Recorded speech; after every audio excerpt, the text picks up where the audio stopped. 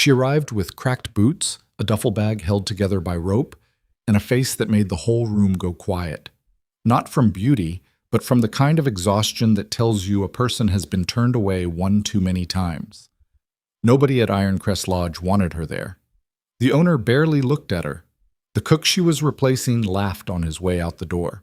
And when the worst blizzard in 30 years buried the mountain pass 3 days later, trapping 52 people inside those walls, every single one of them suddenly needed the woman they'd already decided didn't matter. This is the story of Brenna Vale. Like and subscribe, drop your city in the comments. I want to see how far this story travels. The job posting was handwritten. That was the first thing Brenna noticed. Not the vague location, not the deliberately low wage scrawled at the bottom in cramped, impatient letters, not the single line of requirements that read, "Must be able to work without complaint in difficult conditions," like a warning dressed up as a qualification. The handwriting itself. It was the kind of penmanship that had been taught once, learned grudgingly, and then largely abandoned in favor of getting words down fast and moving on. Whoever wrote it didn't care how it looked. They cared about being understood. She'd read a lot of job postings that year. Most of them had been crafted carefully. Friendly fonts, warm language. Phrases like collaborative team environment and growth-oriented culture that meant absolutely nothing and were designed to make you feel wanted before the interview that would remind you that you weren't. This one didn't try. Cook needed. Iron Crest Lodge, mountain territory north of Dalton Pass. Hard work, long hours, no nonsense. Pay discussed on arrival. Inquire in person. No address? Just a direction and a name. Brenna had torn the posting off the corkboard at the Dalton Township General Store on a Tuesday morning in late October, stuffed it into the front pocket of her coat, and told herself she was just keeping her options open. That was what she told herself for 3 days, while she slept in the back room of a boarding house she could no longer afford past Friday, while she added up what was left in her tin and came to the same number every time, while she replayed the last job, the one before that, and the one before that, each ending the same way, with someone finding a polite reason that was never quite the real reason. She was 30 years old. She'd been cooking since she was 11, first in her grandmother's kitchen, and then in every establishment that would take her to roadside diners, hunting camp cookhouses, a logging crew's mess tent for 2 miserable seasons, a boarding house kitchen outside of Faro Creek, where the owner paid her less than half what the previous cook had earned and acted like she should be grateful. She could stretch a pound of dried beans into something that made grown men close their eyes when they ate it. She could make biscuits in a cast-iron skillet over an open fire in 30-mile-an-hour wind. She'd once kept a crew of 8 fed for 9 days on provisions meant for 4 because a supply wagon had broken an axle on a canyon road. None of that had mattered much when people looked at her and made up their minds before she opened her mouth. Brenna Vale was big-boned, her mother had always said, as if that was a kindness rather than an apology. She was broad through the shoulders and wide through the hips, and she stood with the particular posture of a woman who had learned early that making herself smaller didn't actually help, but hadn't quite given up the habit of trying. Her face was plain and weathered, and she had a scar along her left jaw from a kitchen accident at 17 that people noticed before they noticed anything else.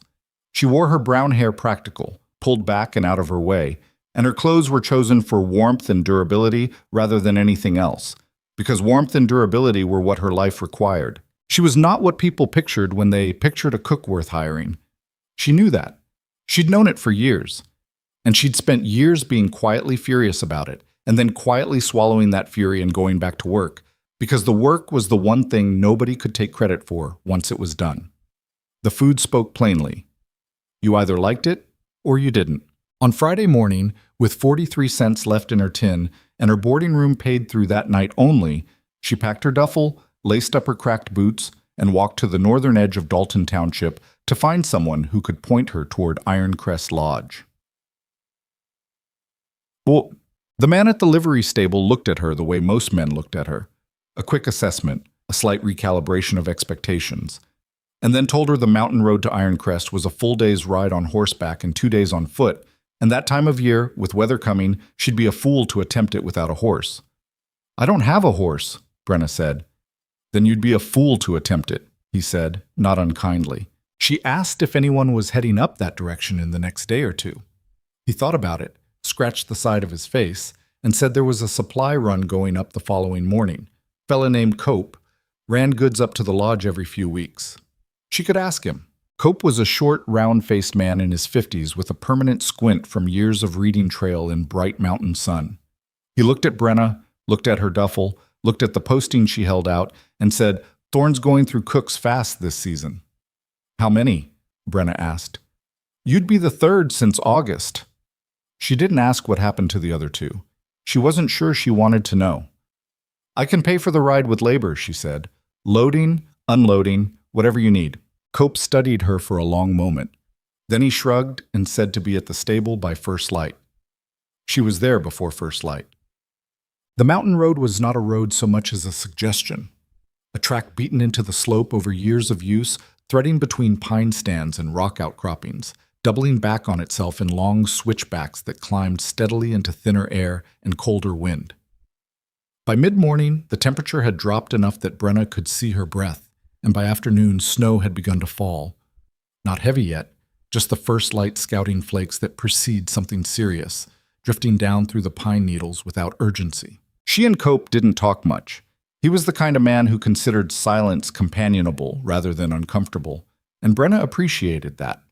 She rode on the buckboard beside him and watched the mountain unfold, and thought about what she would say when she got there, whether she would be honest about how little was left in her tin, whether she should lead with what she could do or wait to be asked. "What's he like?" she said, when they were maybe 2 hours out. "Thorne." Cope was quiet for a bit. "Hard to read," he finally said. "Fair, I think. Fair but not warm, if you follow me." "And the lodge?" "Big place. Bigger than you'd expect this far up. Built for trade, originally. There used to be a lot more traffic through this pass before Crow started buying up the lower routes." He said the name flatly, without inflection, but Brenna caught something in the way his jaw tightened. "Now it's mostly hunters, trappers, people passing through who need a roof before the weather turns." "Is it turning?" Brenna asked, looking at the sky. Cope followed her gaze. "Already turned," he said. "That's why Thorne needs a cook fast." Iron Crest Lodge came into view around a bend in the trail just as the light was going gray and flat, the sun buried behind a solid wall of cloud that had moved in from the northwest with the quiet efficiency of something that had been coming a long time and was now simply arriving. Brenna's first thought was that it was bigger than she'd expected. 3 stories of rough-hewn timber and stone, the main structure wide and low to the ground in the way that mountain buildings sometimes were, as if they'd learned to crouch against the wind. A covered porch ran the full length of the front. 2 chimneys, a stable off to one side, a storage building on the other. Behind it, the mountain rose steep and dark with pine. Her second thought was that it looked tired. Not ruined, the structure was sound enough, but neglected in a dozen small ways. A broken shutter hung at an angle on an upper window. Boards on the porch steps had warped and not been replaced. The woodpile beside the main door was lower than it should have been heading into winter. There were a few horses in the yard when Cope pulled in, and several men came out of the stable to unload the supply wagon. They glanced at Brenna without much interest or curiosity, which she supposed was better than the alternative. "Thorne'll be inside," Cope said. She climbed down from the buckboard, pulled her duffel from the wagon bed, and went up the porch steps, testing them before she put her weight down. 2 of them flexed under her boots, but held. She pushed open the front door. The main room was large and smelled of wood smoke and pine resin, and something underneath that she couldn't identify for a moment, a kind of embedded cold that the fire in the central hearth was working against but hadn't won yet. Long tables, mismatched chairs, a bar along the far wall with bottles lined up without much ceremony, a door behind the bar and a staircase along one wall going up.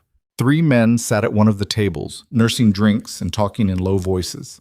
They went quiet when she walked in. A 4th man was standing at the bar, not drinking, just standing there with both hands flat on the bar top, looking at a ledger that was open in front of him.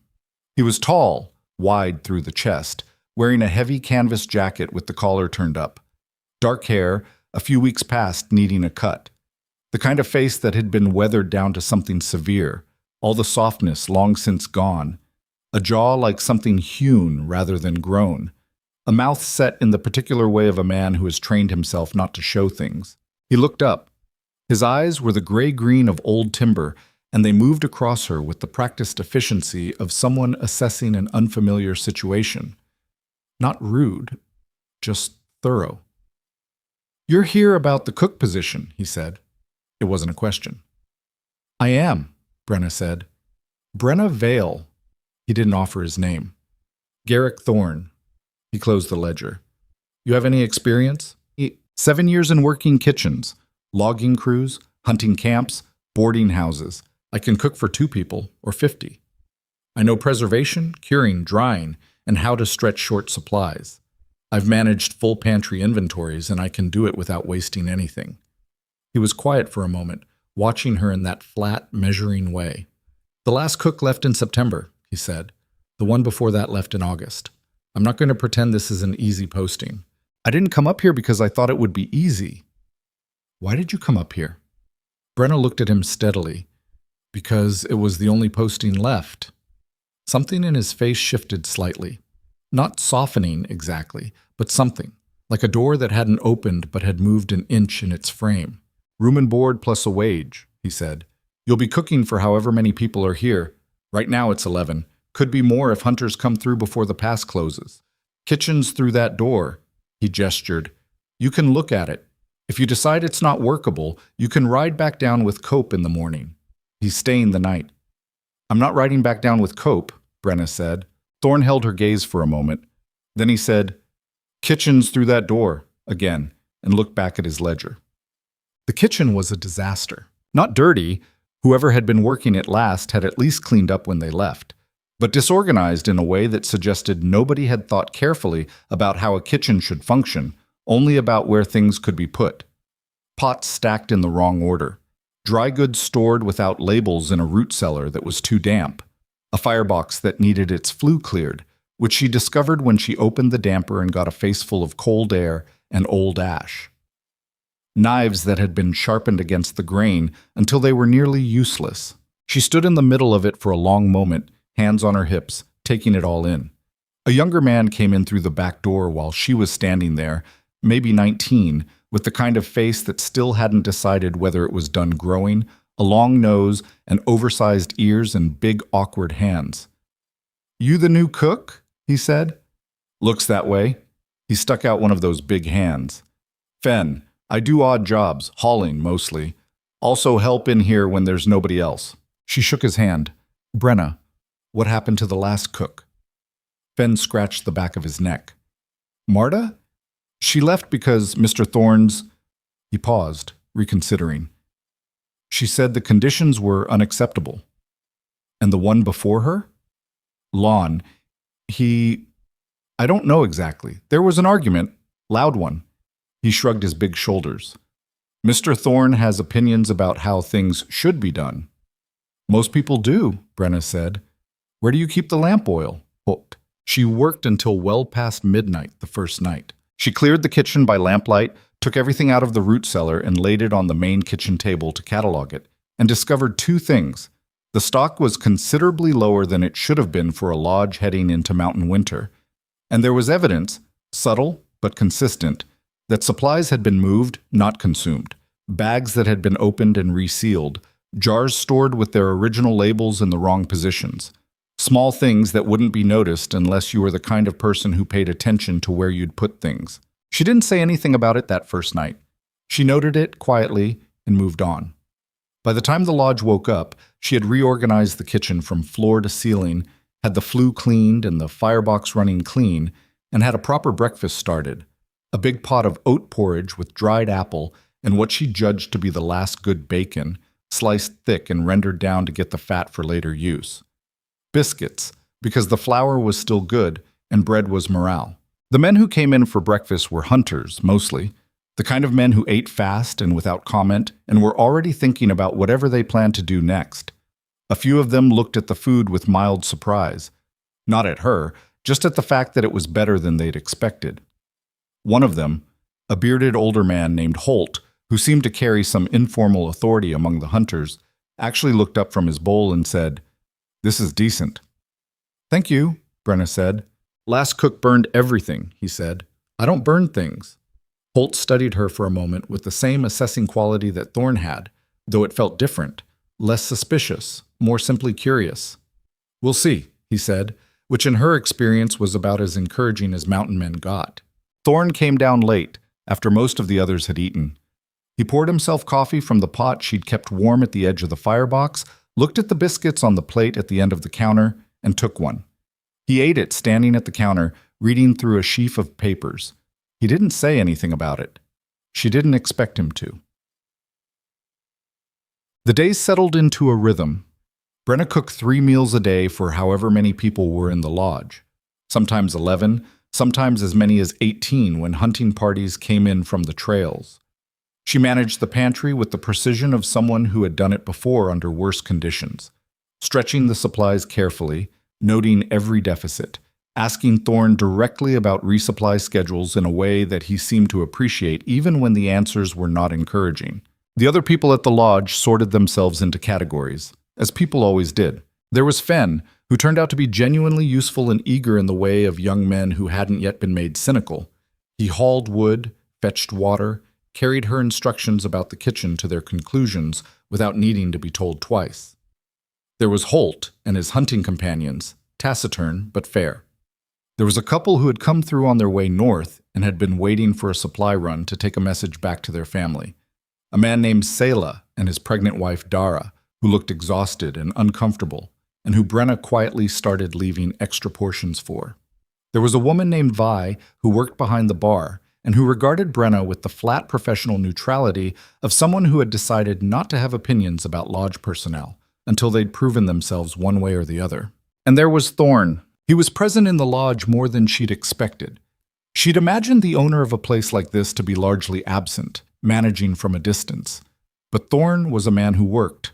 She saw him fixing the broken shutter on the second day, up on a ladder in the cold with tools, methodical and without ceremony. She saw him helping unload the last of Cope's supplies, carrying crates himself rather than just directing.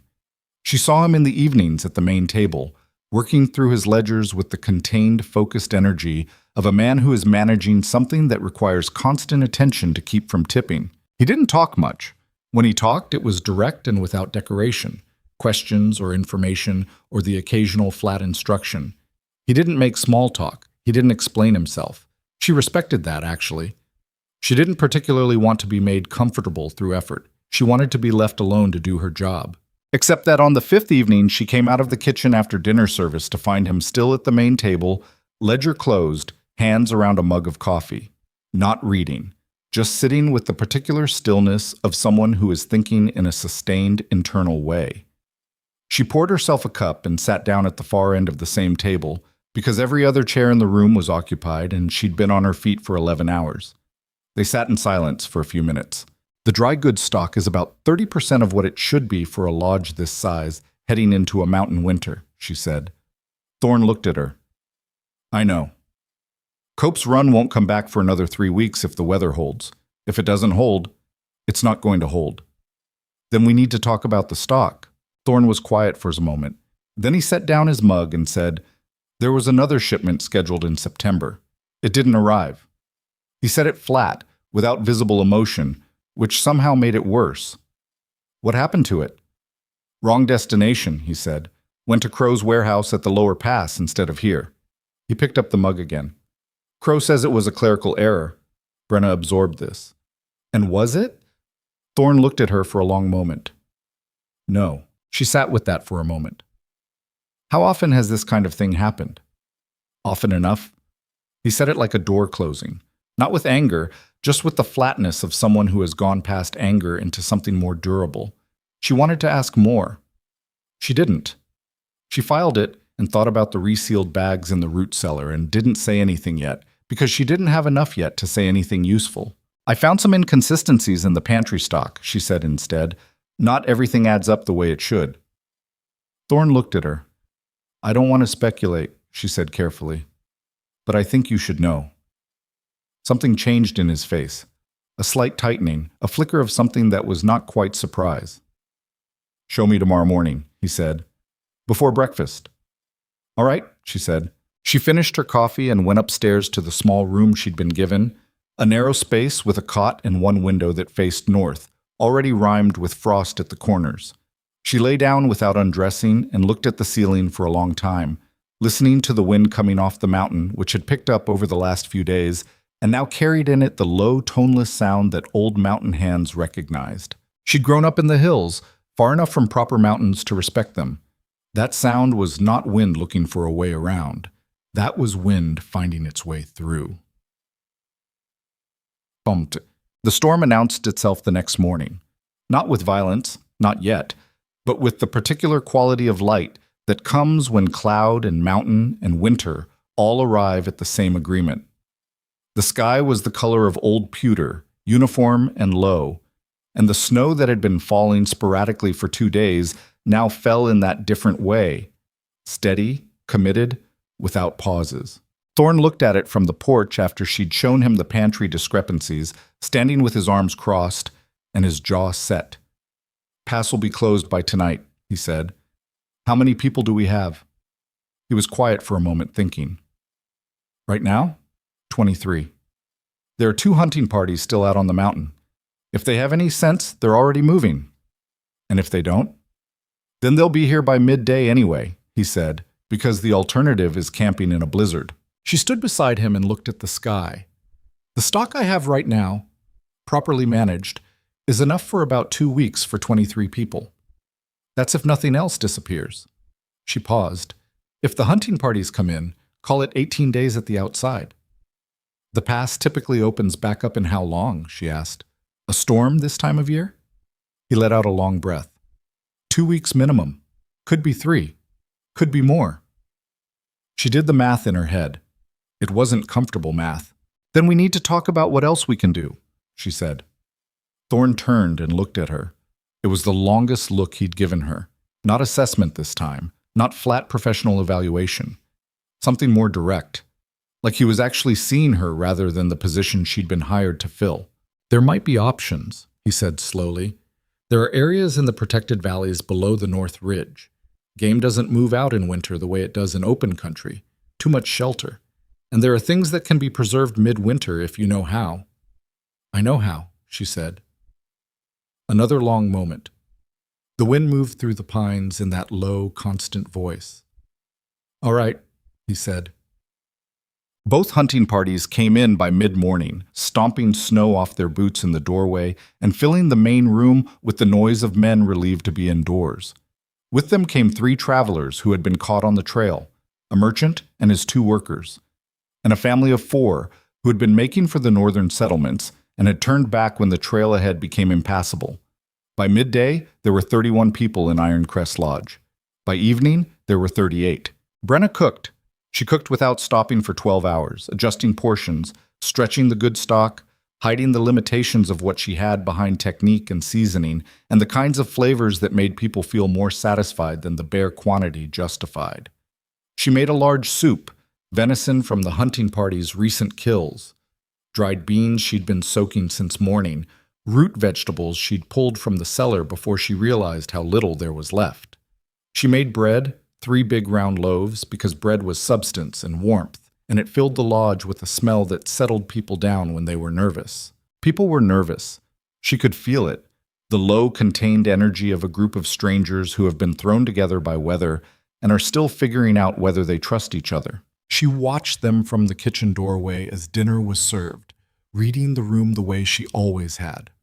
Holt's hunting crew, competent and contained.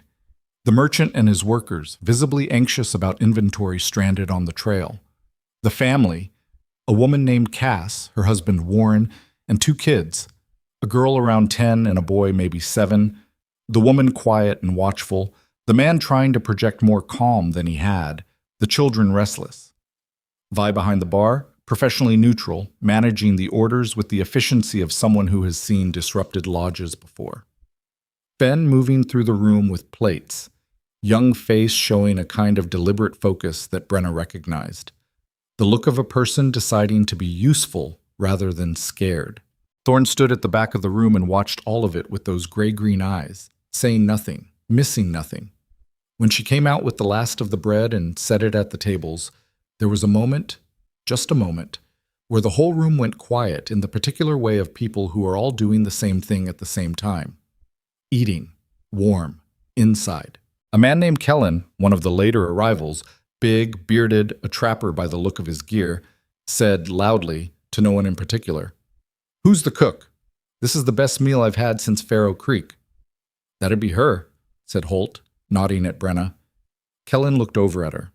He looked the way people often looked at her. The same quick recalibration she'd spent 30 years watching happen on strangers' faces. But then he said, "Well, good on you," and went back to eating. It wasn't much. She didn't need it to be much. She went back to the kitchen to start cleaning up, and behind her she heard the conversation in the main room pick up again. Louder now, more at ease, people introducing themselves across tables. The particular sound of people deciding, unconsciously, that they were going to be all right. She had made that sound happen, with a pot of soup and 3 loaves of bread. She scrubbed the pots and didn't let herself feel smug about it, because smug was a luxury and the supplies were still 30% of what they should have been, and the storm outside had been building all day, and whatever was coming down out of those mountains was just getting started. The blizzard hit full force on the second night. Brenna woke to it, not gradually but all at once, the way you wake when something is wrong.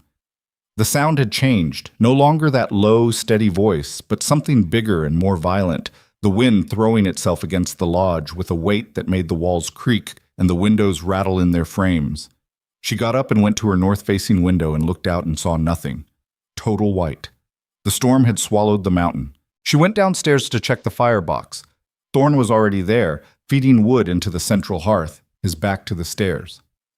"How bad?" she said. He turned. He didn't look like he'd slept. "Bad enough. Wind shifted northwest. That's the longer storms." "How's the woodpile?" 3 days, maybe 4 if we're careful. There's more in the outbuilding, but I won't send anyone out in this." He paused.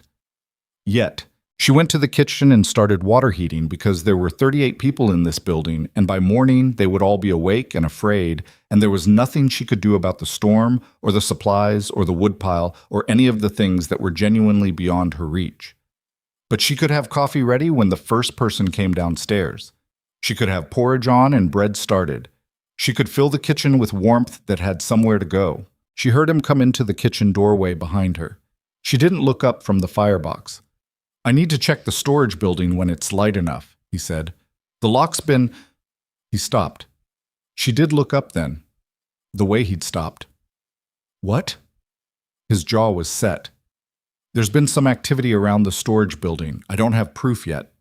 She thought about the resealed bags, the jars in the wrong positions, the September shipment that had gone to the wrong destination. "Crow," she said. It was barely a word, more a question than a statement. Thorne looked at her for a long moment. "Someone inside the lodge," he said, quietly enough that it wouldn't carry to the main room. "Working for Crow. I don't know who yet." The fire caught and light jumped across the kitchen walls. "Then we need to find out," she said, "before the supply situation gets any worse." Thorne said nothing. He stood in the kitchen doorway with the firelight on half his face and the shadow on the other half, and looked at her with an expression she couldn't quite read. Not the professional flatness from the first day, not the sharp attention he'd given her over the ledgers. Something older than either of those. The look of a person who has been fighting something alone for a long time and is not yet sure what to do with the fact that someone else has noticed the fight. "Go back to bed," he said finally. "Morning will be here soon enough." She didn't argue. She banked the fire to hold, put the kettle where it would stay warm, and went back upstairs. Outside, the blizzard made the sound of something that had no interest in being weathered. By the 4th day of the storm, the lodge had 44 people in it. 6 more had come in on the first full day of the blizzard, half frozen and grateful. 3 more trappers, a traveling medicine seller named Gail, who was actually a woman about 60 with an astonishing vocabulary of profanity and a deeply practical intelligence that Brenna took to immediately, and 2 young men who were brothers and had been making for the northern settlements with a load of manufactured goods now abandoned on the trail. 44 people in a lodge built for 20. The mood was not bad yet, not good either. It had the particular texture of people who are making an effort to be patient because they understand that patience is the necessary thing, but who are quietly aware that effort is not the same as ease. Small frictions showed at the margins. Disagreements over sleeping arrangements, over who used how much firewood, over the pace of meals. Nothing serious. But Brenna watched it and knew that patience, unlike bread, got harder to make the longer you worked at it. She and Thorne had done the inventory together on the morning of the second day, going through the storage building while the blizzard howled outside. Methodical. Thorough. And the number they came out with was worse than the number she'd estimated from the pantry alone. They stood in the cold storage building with their breath misting, both looking at the tallies she'd written in her small notebook. Snow drove against the outside walls with a sound like thrown gravel. 12 days, she said. At current portions, he said. At current portions. If we cut back, stretch it. Maybe 16. And the pass? You said yourself. I know what I said. He pressed 2 fingers against his temple, a gesture she'd seen him make when he was thinking something through that he didn't like. There are options, not comfortable ones. Tell me. He was quiet for a moment. Then, there are protected valleys on the north face, below the ridge. I know them from before. I used to trap up here years ago. Game holes up in winter, elk and deer. They can be reached if you know the way. He looked at her. But not in this. When this breaks, she said. When this breaks. She looked at the shelves, counted again without meaning to. All right, she said. Until then, I can make what we have go further. I'll need your help managing expectations out there. She nodded toward the main building. People get scared when they think there's not enough. And scared people do things that make the shortage worse. Thorne nodded slowly. I can do that. They walked back to the main building through the narrow covered passage connecting the 2 structures, the wind finding every gap in the boards and inserting its cold fingers. Brenna pulled her coat tighter. Thorne, she said as they reached the inner door. He stopped. The person working for Crow, she said. They're still here, probably still taking. A muscle in his jaw moved. I know. I've been watching the stock. I'll know if anything else goes. She held his gaze. I just thought you should know I'm watching. Something happened in his face again. That slight movement in the frame of a closed door. He looked at her for a long moment, and then he said quietly, Thank you, in the tone of a person who doesn't say it often, but means it fully when they do. She went inside. She had bread to start. On the 8th day, the storm broke. Not all at once. Mountain storms don't apologize. But gradually, the wind easing down through the morning from a roar to a howl, to a bluster, to something manageable. The snow thinning to intermittent flurries, and then stopping altogether by early afternoon. The sky cleared from the west, that particular deep blue that only happens after a big storm has wrung itself out. 44 people inside a lodge came to the windows and the porch to look at it. The world outside was buried, drifts stacked against the outbuildings. The pines, heavy with snow, bent into shapes that made you understand why mountain people talked about trees having personalities. The pass trail had vanished entirely under a smooth white surface that showed no sign of ever having been traveled. It was beautiful. It was a problem. Brenna stood on the porch in her coat and felt the cold air, much colder now than before the storm, the kind of cold that settles in after a blizzard has passed and means business. She could see her breath in a long plume. The snow on the porch steps was past the top of her boots. Thorne came up beside her. We go tomorrow, she said. I know. Can you find those valleys in this? He was looking at the mountain. Yeah, he said. I can find them. She believed him. She wasn't sure exactly why she believed him, except that he was the kind of person who didn't say things he wasn't prepared to back up. Behind them, through the lodge windows, she could hear the 44 people inside, moving and talking and managing the close quarters of 8 days' shared captivity. The children, Cass and Warren's kids, had been running some kind of game that involved the main staircase. The older hunters were playing cards. Gail, the medicine seller, had set up an informal corner where she seemed to have appointed herself as a one-woman entertainment committee, which was not something you would have predicted from looking at her, but turned out to be entirely accurate. The lodge smelled like the soup she'd had on the fire since morning. Brenna looked at the mountain and thought about the valleys below the North Ridge, and the supplies she had, and the people behind her, and the numbers that still didn't add up to quite enough. Thorne, she said. He looked at her. This morning, when I checked the smoked meat stores, I'm short a side and a half from what I tallied 4 days ago. She kept her voice level. Someone took it last night. His jaw tightened. He turned back to the mountain.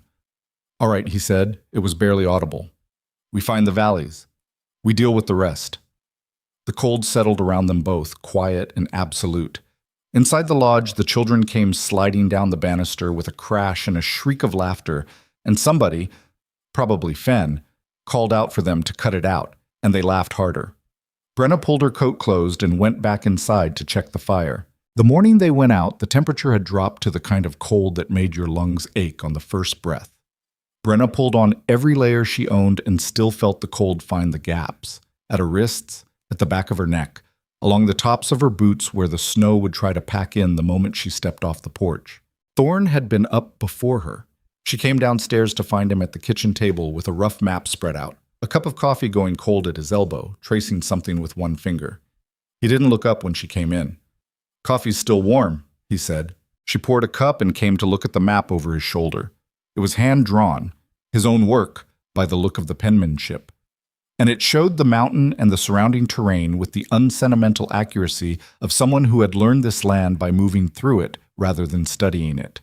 The main lodge, the pass trail, and below the north ridge 2 valleys marked without labels, just small notations she couldn't read. How far? She said. 4 miles to the first, maybe 6 to the second. He picked up the coffee, looked at it, set it down again. In summer, it's a 2-hour walk. In this, he shook his head. We don't know until we're in it. Who's coming? You, me, Holt, Kellen, if he wants. He knows this kind of country. He folded the map. Small group moves faster. And if we find game, then we come back and get more people in sleds. It was a reasonable plan. She'd half expected him to tell her she wasn't coming, to insist she stay behind and manage the kitchen. She'd prepared an argument for that conversation. She didn't need it, which made her feel something she didn't examine too carefully. Holt and Kellen were waiting at the front porch, both of them geared up in the practical, economical way of men who had spent real time in mountain winters. Kellen had a rifle and a coil of rope over one shoulder. Holt carried a pack and the kind of expression that suggested he had already made his peace with the discomfort and was now simply interested in getting it done. Fen was standing at the door watching them get ready. I should come, he said. Someone needs to manage things here, Brenna told him. Vi can manage things. Vi manages the bar. You manage everything else. She looked at him steadily until he understood she wasn't negotiating. He didn't look happy about it, but he nodded and stepped back. They set out. The snow was deep, past her knees in the drifts, compacted and passable on the windward slopes, treacherous in the hollows where it had settled soft and deep enough to swallow you to the hip. Thorn broke trail ahead, moving with a careful, deliberate efficiency. She followed in his path, and Holt followed in hers, and Kellen ranged wider, reading the terrain. Nobody talked much. The mountain didn't invite conversation. The cold turned every breath into an event, and the effort of moving through heavy snow demanded attention. Brenna watched her footing and watched the ridge above them and listened to the quality of the silence, which in snow-covered mountains was not actually silence, but a muffled, dense absence of the sounds she was used to, like the world had been packed in cotton. They were 2 miles out when she lost her footing on a slope she'd misjudged and went down hard, one knee striking a buried rock that she felt through her pants, and would bruise dark and deep before the day was out. She made a sound that was not quite a word and got up without waiting to be helped, because she'd learned young that waiting to be helped on a slope was how you ended up sitting there. Thorn had stopped. He looked back at her. I'm fine, she said.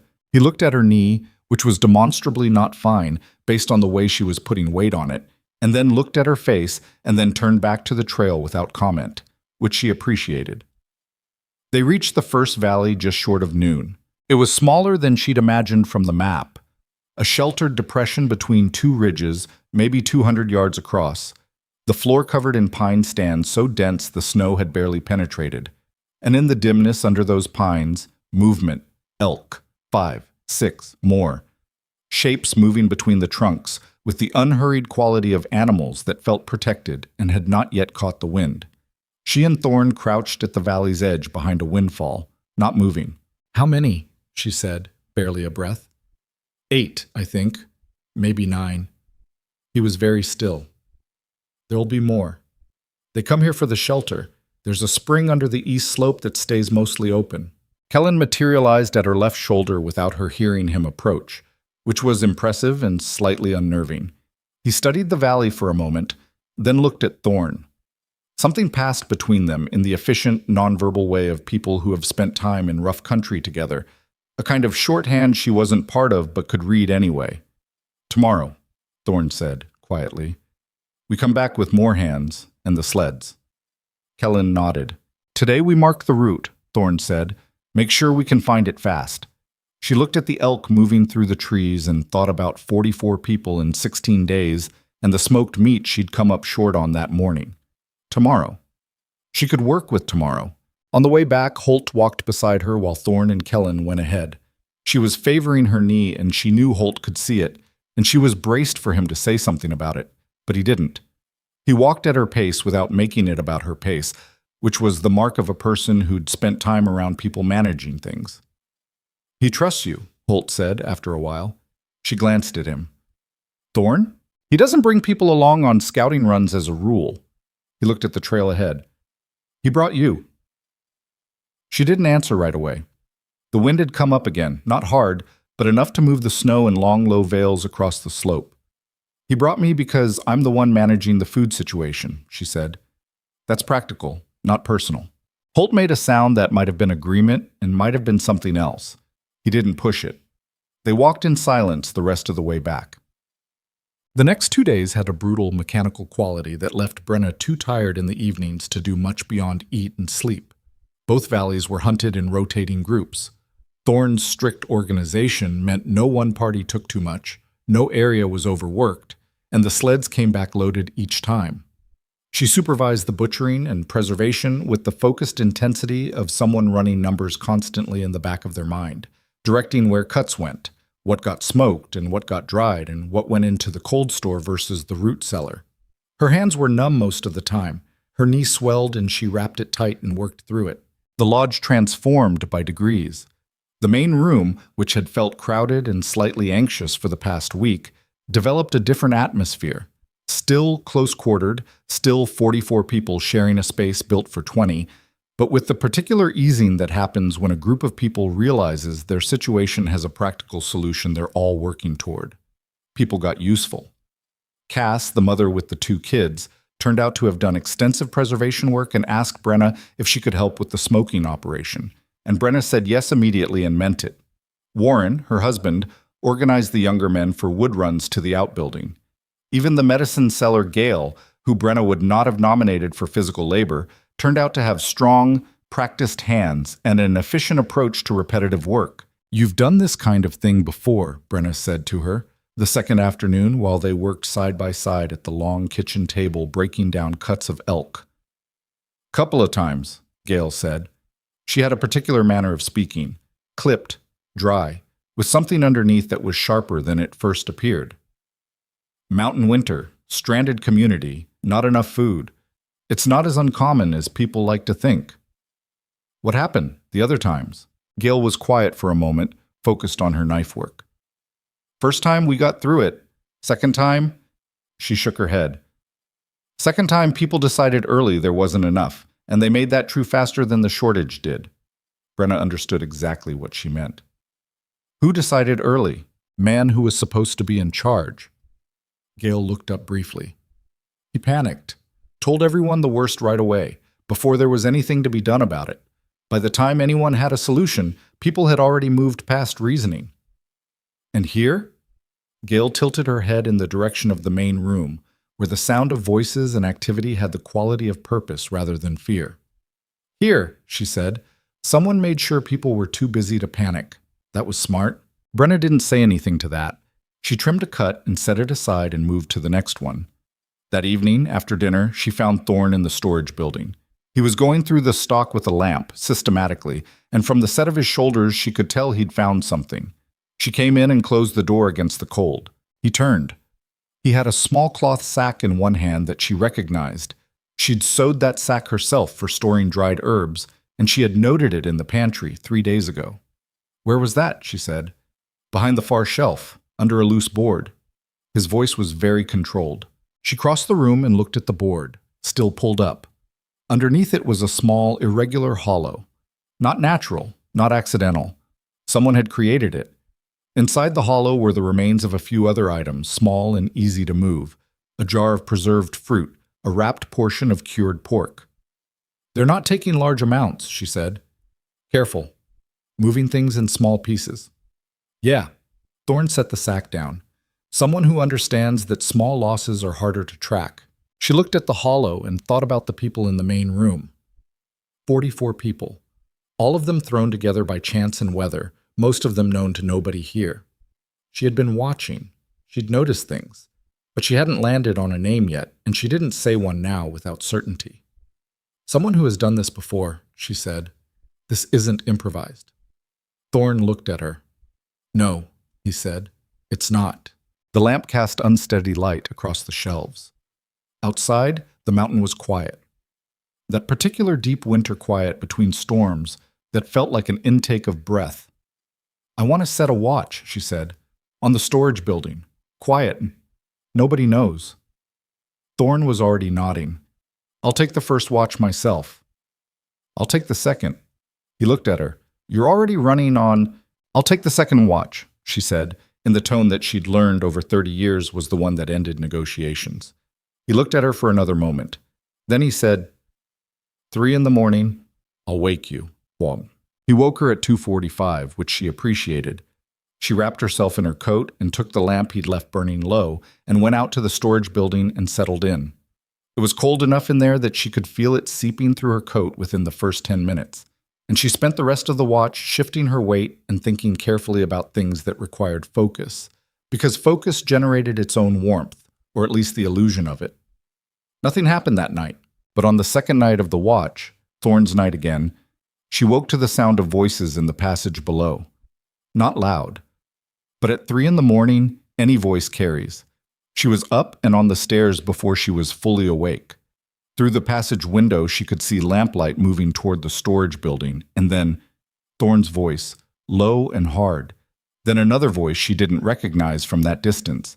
By the time she got out there, Thorne had the man by the collar. He was one of the traveling merchant's workers, the younger of the two brothers, the one who'd come in on the first day of the storm. He'd gone pale and rigid in Thorne's grip, a cloth bag in one hand, the storage building door ajar behind him. He looked at Brenna when she appeared in the doorway, something in his face that she recognized and had seen on her own face in mirrors at difficult times, the expression of someone who has been caught doing something wrong for reasons that felt compelling before, and now just feels small. "How long?" Thorne said. It wasn't a question. The young man said nothing. "How long have you been reporting to Crow?" Thorne said, quieter. The silence that followed had a different quality, the silence of someone who has been named correctly and knows the next move matters. "I needed the money," the young man finally said. It came out thin and tired, like a reason that had worn itself smooth through repetition. "He approached us before we came up, said to take what we could and leave doors unlocked if we needed to. Said it was just business." "Who's we?" Thorne said. A pause. "My brother didn't know. It was just me." He said it quickly, and in the particular way that suggested it was true. He didn't know. Thorne let go of his collar. The young man didn't move. "You're going to stay in this building for the rest of the night," Thorne said. "In the morning, we'll figure out what happens next." He looked at Brenna, and she understood the look. Not asking permission, just acknowledging that she was part of this decision. "Go." The young man went inside. Thorne latched the door. They stood in the cold passage in the dark. The lamp Brenna had carried put out just enough light to see by. "Crow approached him before they even got here," she said. "He's been planning this for a while."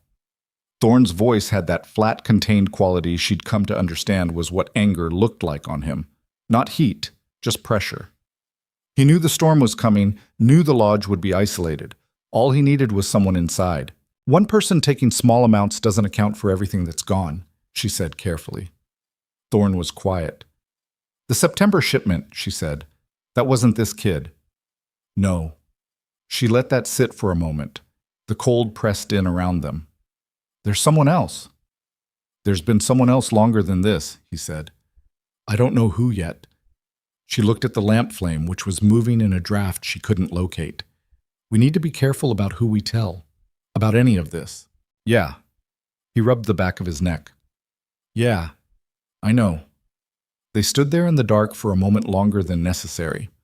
Not awkwardly, but in the particular way of two people who have been moving fast for a long time and are taking a brief, unannounced rest. Go back to bed, he said, finally. You've got breakfast in 4 hours. I know when I've got breakfast, she said, but without heat. She went back inside. She did not go back to sleep. The younger brother, his name was Dace, she learned in the morning, was brought to sit at the far end of the main table while the lodge ate breakfast.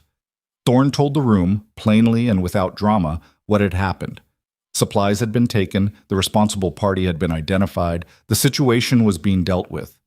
He said it in the tone of someone closing a chapter rather than opening a spectacle, and to their credit, most of the people in the room received it that way. There were looks. There was a low ripple of conversation. The older brother sat at the table with his eyes fixed on the table surface and said nothing for a long time. Holt looked at Brenna across the room and raised his eyebrows slightly. She gave him a small nod. Dace sat with his hands around a mug of coffee that someone, she thought it was probably Fenn, who had a reflexive instinct toward decency, had quietly put in front of him. He looked diminished, not dangerous, just a young man who had made a bad decision in a vulnerable moment and was now living inside the consequences. She didn't feel sorry for him exactly, but she didn't feel the satisfaction she might have expected either. The missing supplies were not coming back. The problem was smaller but not solved, and there was still someone else. She watched the room while she served breakfast and thought about the September shipment and the long, systematic quality of what Crow had been doing, and she thought about what kind of person could stay hidden inside a closed lodge during an 8-day blizzard without giving anything away. Someone practiced, someone patient, someone who had been doing this long enough that it no longer felt like doing anything at all. She poured coffee for Gale, who looked at her over the mug with sharp, knowing eyes and said, very quietly, the boy wasn't working alone. Brenna looked at her.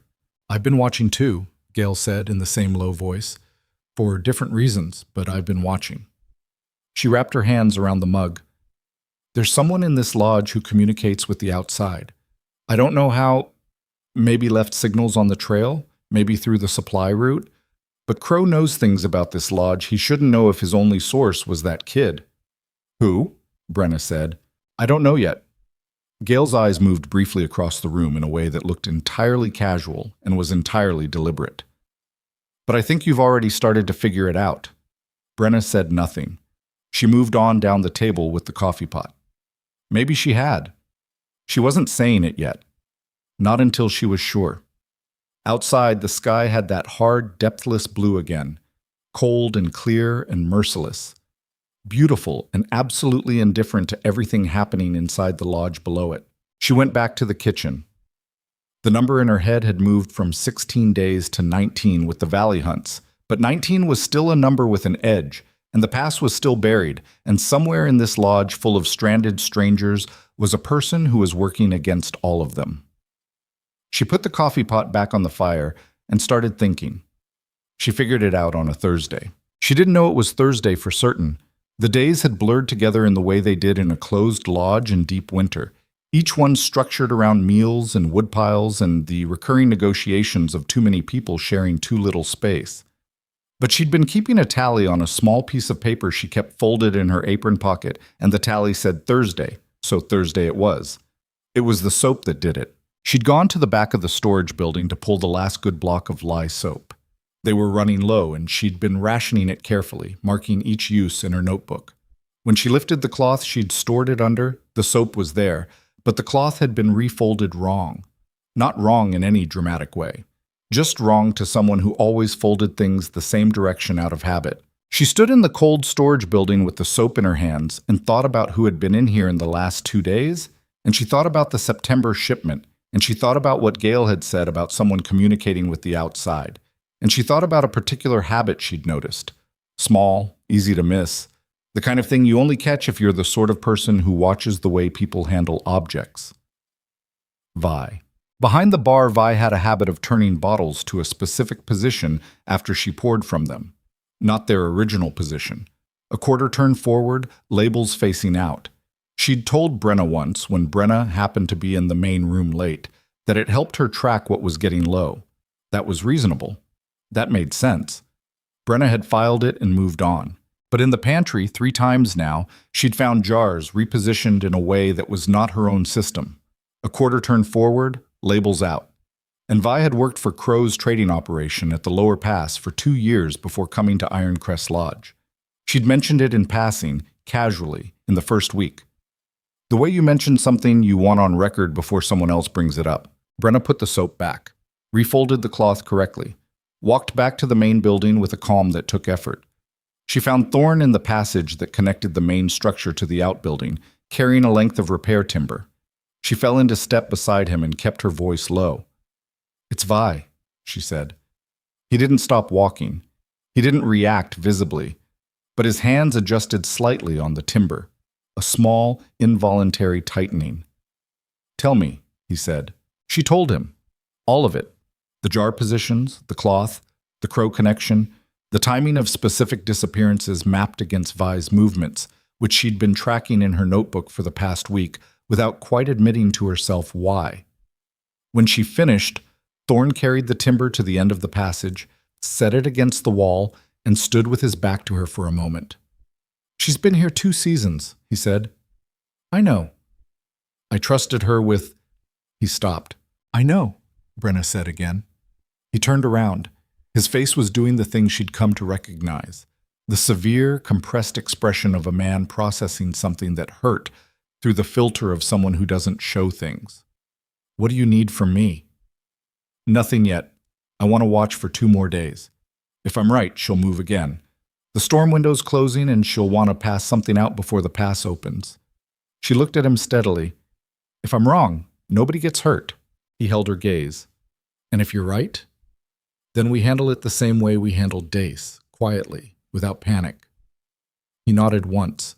It had the quality of a decision rather than an agreement. She went back to the kitchen. She was right. On the second night of watching, she took it herself, telling no one, staying up past midnight at the kitchen table with the pretense of tallying stock. She heard the back door of the storage building open and close in the particular careful way of someone who knows a door's habits and is working with them rather than against. She gave it 10 minutes. Then she went out through the kitchen door into the cold. Vi was at the north-facing wall of the storage building, crouched in the shadow of the woodpile with a small lantern shuttered to a thread of light. She was wrapping something, a package, flat and small, in oilcloth. Not food this time. Papers. Brenna recognized the shape from enough time spent wrapping things herself. "What's in the package?" Brenna said. Vi went still. She didn't startle dramatically. She was a person of professional composure, and even caught, she held herself together. She stood slowly and turned around, and in the thin lamplight, her face had the settled, resigned quality of someone who had run the numbers and understood the math. "Lodge inventory," Vi said. "Supply levels. Thorne's debt schedule." She said it without apology, which in its own way was worse than apology would have been. "Crow needed to know how close to the edge you were." "So he could time the final push," Brenna said. "So he could make an offer," Vi said. "That's all this was supposed to be, pressure. Get Thorne to sell before spring." "By making sure we didn't have enough to make it to spring." Vi said nothing.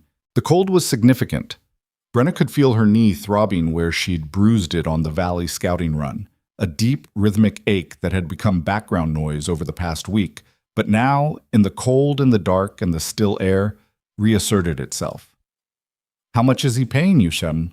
Brenna said. "Enough to leave the mountains," Vi said. It came out flat and tired. "I've been here 4 years. This was supposed to be temporary." Brenna looked at her for a long moment. She thought about saying something about choices and consequences, and about the 44 people sleeping inside the building behind them who had been working themselves to exhaustion to stretch supplies that Vi had been systematically reducing. She thought about the 2 children, the girl and the boy, who had been playing on the stairs. She didn't say any of it. "Give me the package," she said. Vi looked at her. "Give me the package," Brenna said again, "and come inside." Thorne handled it the same way he'd handled Dace, directly, without theater. He sat Vi down at the main table before breakfast, told the room what had happened in the same closed chapter tone, and let the silence do what silence does. Vi sat with her hands flat on the table and said nothing. She had the look of someone who has surrendered something and is now deciding whether to feel relieved about it. The room received it badly this time. Dace had been a stranger, a young man who'd made a bad call under pressure, easy enough to set aside. Vi had been here. They'd drunk at her bar. She'd poured their coffee in the mornings and listened to their conversations and laughed at their jokes. The anger in the room was of the specific personal kind that comes from proximity. Holt said, "How much did she take?" in a voice that was very quiet and very flat. "Enough," Thorne said. "We've recovered the position with the Valley Hunts. The supply situation is manageable." He said it with the deliberate steadiness of a man who knows he is managing the room as much as informing it, and to his credit it worked. The temperature came down slightly, people's attention moving from Vi to the practical reassurance of manageable. Kellen, who had been standing at the back of the room, made a sound that was not quite a word and walked out the front door. Brenna didn't blame him. Cass, sitting with her 2 kids at the family table, looked at Vi with the flat, unforgiving expression of a mother who has been frightened for her children and is now encountering the source of that fear. She didn't say anything. That look said enough. Gail sat at the corner table, hands around her coffee mug, watching all of it with those sharp eyes. When the room started breaking up, people going back to their meals, the crisis absorbed into the larger business of the morning, Gail caught Brenna's eye and gave her a small, acknowledging nod. Not congratulations, just recognition. Brenna went back to the kitchen and stood at the firebox for a moment, letting the warmth get into her hands. Fen appeared in the doorway. "What happens to them, Dace and Vi?" "When the pass opens, they go down with whoever else is leaving," Brenna said. "What happens after that is Thorne's decision and the territorial law's decision, not mine." Fen thought about this. "Do you think they knew? About Crow's bigger plans, I mean. Not just the pressure, the whole thing." Brenna looked at the fire. "Dace didn't. She considered. Vi knew something. Not everything," she paused. "That's the thing about working for a man like Crow. He doesn't tell you the whole picture. He tells you just enough to make you useful and not enough to make you dangerous to him." Ben was quiet for a moment. "How do you know that?" "Because if Vi had known the whole picture," Brenna said, "she'd have gotten out a long time ago." 3 days after that, the weather gave them a warning. Not a storm, not yet. But the sky had that particular quality again, the lowering pewter, and Thorne came in from outside at midday with snow on his shoulders and a look on his face that Brenna had learned to read. "Another one coming," she said. "Smaller, I think, but it'll close the trail again for a few days." He hung up his coat. "We should use the window." "For what?" He looked at her. "I need to get a message to the territorial office. What Vi was passing to Crow.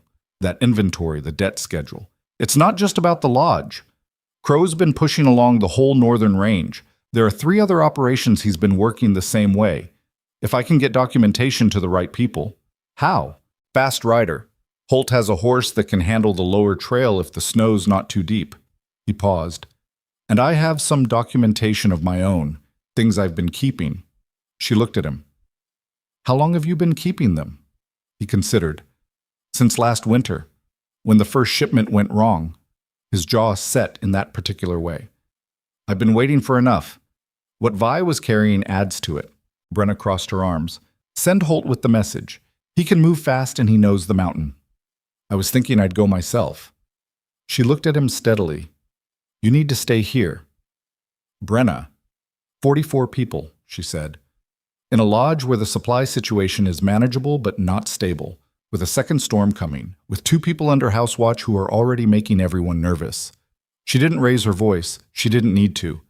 "You need to stay here. Send Holt." He was quiet. She could see him working through it, the impulse to handle this himself, which was clearly the way he handled most things, against the logic of what she was saying, which was sound, and he knew it. "Holt's reliable," she said. "He knows the mountain, and he knows how to deliver a message without losing it." Thorne looked at the window. "If the storm comes in before he gets back, then he waits it out at the lower station and comes back when it breaks." She paused. That's the risk. It's smaller than the other risks. He rubbed the back of his neck. When did you get so good at this? She blinked at him. It was the closest thing to a personal question he'd asked her in 4 weeks of close quarters, and it had come out before he seemed to have decided to ask it. Good at what? She said. He looked at her and then looked away again, and she understood that he wasn't going to elaborate, and that she wasn't supposed to push it. But something had moved in him slightly, and they both knew it. Send Holt, she said more quietly. He'll get there. Holt left at first light the next morning, moving fast on his big mountain horse, the sealed package in his saddlebag, and a clear set of verbal instructions from Thorne. Brenna watched him go from the porch, and then she went inside and counted supplies, and did not think about how many things could go wrong with a rider on a mountain trail in October. She thought about it anyway. She was human. The smaller storm arrived as predicted. 2 days of steady, manageable snowfall that kept everyone inside but didn't carry the weight of the blizzard. The mood in the lodge had shifted again, subtly. The discovery and removal of the thieves from within their midst had produced a strange side effect. The people who remained had drawn together in a way that strangers rarely do. The shared grievance had become a kind of bonding agent. Cass brought Brenna a mended coat on the second storm day. She'd noticed a split seam at the left shoulder and taken it while Brenna slept and fixed it. She set it on the kitchen table without comment, just left it there, and Brenna found it when she came in for the morning fire. She stood in the kitchen holding the coat and thought about the people who had come to this lodge as strangers and were becoming something else, slowly, in the way that difficult circumstances sometimes made possible. Not a family. That was too easy a word. Too tidy. Something more like a village. The particular kind of community that forms not from choice, but from necessity, and then, if you're lucky, decides to stick.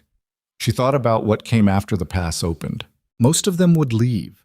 That was the nature of a mountain lodge. It was a waypoint, not a destination. The hunters would go back to wherever hunters went in the spring. The merchants, the travelers, the family headed north. They would take Iron Crest Lodge with them in the particular way that a difficult shared experience goes with you in your body, even after you stop thinking about it. She would still be here. She hadn't thought that far yet, or hadn't let herself. She'd been thinking in the compressed time frame of immediate necessity. Today's meals, this week's supplies, the next storm, the next problem. But the supplies were stable now. The passage to the territorial office had been sent. The internal threat was contained, and she was still here. Still in the kitchen at Iron Crest Lodge. Still cooking 3 meals a day for 44 people. Still noting everything in her small notebook with the same careful attention she'd arrived with. Still, she thought. Still is a word that implies before and after. She put the coat on. The mended seam held perfectly. Books. It was the smell that woke her. 3 nights after Holt left, deep in the second night of the smaller storm, she came awake in her north-facing room, and the first breath told her something was wrong before her eyes had adjusted to the dark. Smoke. Not the familiar wood smoke of the lodge fireplaces. That she'd stopped registering weeks ago, the way you stop hearing a clock in a room you spend enough time in. This was different, sharper. The specific smell of something burning that wasn't meant to burn. She was out of bed and out the door before she'd decided to move. The smell was stronger in the corridor and stronger still at the top of the stairs, and when she came down into the main room she could see it. Not fire, not yet, but smoke pushing under the door of the storage building passage, thin and gray and deliberate. She hit the outside door at a run and pulled it open, and the smoke came out thick and low, and through it she could see the storage building door standing open and inside. Light. Not lamplight, firelight. She screamed Thorne's name. She screamed it once, loud and without hesitation, the way you scream when you need people awake, and you need them awake now. Then she went into the passage, pulled her coat over her nose and mouth, and started pulling things out. The nearest shelves, the preserved stores closest to the door, anything her hands could reach. Thorne was there in under a minute. Then Fen. Then Kellen, who moved past her into the building itself and started beating at the fire with a horse blanket in the particular violent, efficient way of a man who had done this before. It was contained, barely. Whoever had started it had set it at the back of the building, behind the far shelves, probably intending it to take hold slowly and be well established before anyone woke. But the storm had dampened everything. The walls were thick and wet with cold, and the fire had not moved as fast as intended. They got it out. Brenna stood in the passage afterward with smoke in her lungs and her hands shaking, not from fear but from the particular physical aftermath of adrenaline leaving a body fast. The storage building was scorched, and 2 shelves of goods were lost. She could see the damage from the doorway, the blackened wood, the ruined stock. Her notebook was already in her hand. She was already calculating. Thorne stood beside her. He had a burn on the back of his left hand that he hadn't mentioned. "That's not Dace," she said. "No," he said. "Dace and Vi are both under watch in the lodge." "Yes." She looked at the burn on his hand. "Let me get something for that." "Brenna, let me get something for that," she said, again in the tone that ended negotiations. He followed her to the kitchen. She cleaned and wrapped his hand in the particular focused, impersonal way she had with anything that needed doing well. He sat on the edge of the kitchen table and let her, which was its own kind of thing. She had the sense this was not a man who often let anyone do anything for him. "Someone outside the lodge set that fire," she said, without looking up from his hand. "Had to be. There's a window at the back of the storage building. Someone pulled it from outside." He paused. "In that storm." "Which means someone was out in that storm specifically to do this." His jaw set. "Crow got the report from Vi. Knows how close we are. This wasn't patience anymore." He looked at his wrapped hand. This was acceleration. Brenna tied off the bandage and stepped back. The kitchen smelled of smoke and the antiseptic she'd used, and under that the permanent warmth of a fire that had been burning for weeks. She looked at him, at the severe face and the exhausted eyes and the hand she'd just wrapped, and thought about what he'd said. Acceleration. Outside, the storm pushed against the lodge walls with its patient, indifferent weight. Inside, somewhere upstairs, she could hear the house settling back into sleep. People who had come awake at her shout and then gone back to bed when the crisis was contained, trusting, apparently, that the situation was handled. The trust was its own kind of pressure. "How much did we lose?" Thorne said. "I'll know in the morning when I can see properly." She paused. "But it's not nothing." He looked at the window, the snow-covered dark of it, nothing visible beyond his own reflection and hers. "Holt's not back yet," he said. "No." "If Crow moves before, then we manage," she said. "Same as we have been." He looked at her. Not the professional assessment of the first day, not the measuring quality of the ledger evenings. Something more direct and more tired and more honest than any of those looks. I don't know how you do it," he said. It came out rough, like something that hadn't been planned. She looked back at him. "Do what?" "Keep moving forward." He said it simply, without decoration. "Every morning there's something new, and you just keep moving." She thought about how to answer that. The honest answer was that she moved forward because stopping was worse. Because she'd tried stopping once, years ago, when a particularly bad stretch had left her sitting in a rented room with nothing left and nowhere to go, and stopping had turned out to be the worst thing she'd ever done to herself. The momentum of forward motion was the only thing that kept certain thoughts from catching up. She didn't say that. "Someone has to," she said. He looked at her for another long moment. Then he nodded, once, and slid off the table and picked up his coat. "Get some sleep," he said. "You too." He went. She stood in the kitchen for a while longer, listening to the storm, thinking about the number in her head that had just changed again.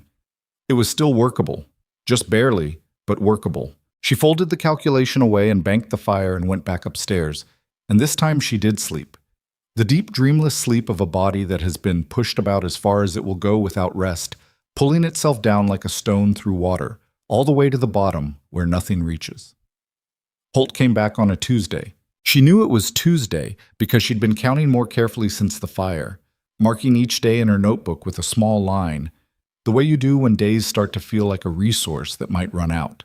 22 days since the blizzard had closed the pass. 6 days since the fire. 4 days since the smaller storm had moved through and left them with another layer of snow on top of everything that was already there. She heard the horse before she saw it, the particular sound of hooves on compacted snow coming fast down the north trail. She was at the kitchen window, and she saw Thorne come out of the stable at a jog, which was the first time she'd seen him move at anything other than a deliberate, unhurried pace, and she understood from that single detail that whatever Holt was bringing back mattered more than Thorne had been letting on. She dried her hands on her apron and went out. Holt dismounted before the horse had fully stopped, which told you something about the urgency. And he and Thorne were already talking in low voices by the time she reached them. Holt had the look of a man who had pushed hard and slept little. The particular hollowed quality around the eyes, the rough jaw, the way his shoulders were set forward as if still carrying weight they'd been carrying for days. He looked at her when she came up. Then he looked at Thorne. Some kind of permission passed between them. "They received the package," Holt said. "Territorial office. I got it to Hadley direct. No intermediary." He pulled a folded paper from inside his coat and handed it to Thorne. He wrote back. Thorne read it. His face didn't change much, but his jaw tightened in the way she'd learned to watch. "What does it say?" she said. He handed her the paper. She read it. Marshall Hadley's handwriting was dense and pragmatic, the writing of a man who'd spent his life putting critical information in as few words as possible. The substance of it was this. The documentation Thorne had sent was credible and sufficient to warrant investigation. A deputy marshal was being dispatched to the Lower Pass District to begin inquiry into Crow's operations. The evidence would be held and protected.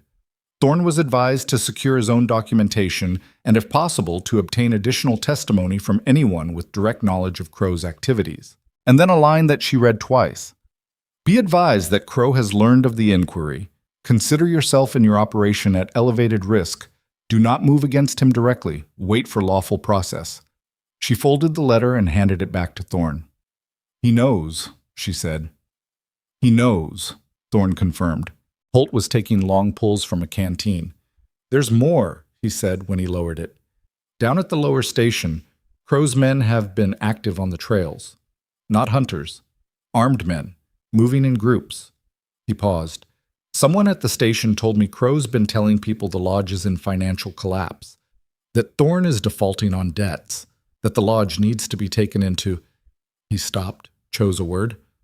"Receivership. That's what he's calling it." Brenna looked at Thorne. "He's building a justification." "For moving on the lodge directly," Thorne said. "Yes." He folded the letter and put it inside his coat. His face had settled into something very still, the way water goes still before weather. He was waiting for us to be weak enough. The stolen supplies, the fire, that was softening, making sure we didn't have the resources to resist when he arrived. "And now he knows we've contacted the territorial authority," she said. "Which means the timeline just shortened," Thorne said. "He can't wait for us to starve slowly anymore. If the territorial investigation proceeds, his leverage disappears, so he moves before it can establish itself." The three of them stood in the yard with the cold coming off the mountain and the lodge behind them, smoke from both chimneys going straight up in the still air. From inside, she could hear the ordinary sounds of midday. Voices, movement, the distant clatter of the kitchen she'd left. "How long do you think we have?" she asked. Thorne and Holt exchanged a look. "Days," Holt said. "Maybe less." Mass. She told no one. That was the decision she and Thorne made together, standing in the stable while Holt's horse was rubbed down and watered. The logic was Gale's logic, the logic of that second mountain winter Gale had survived.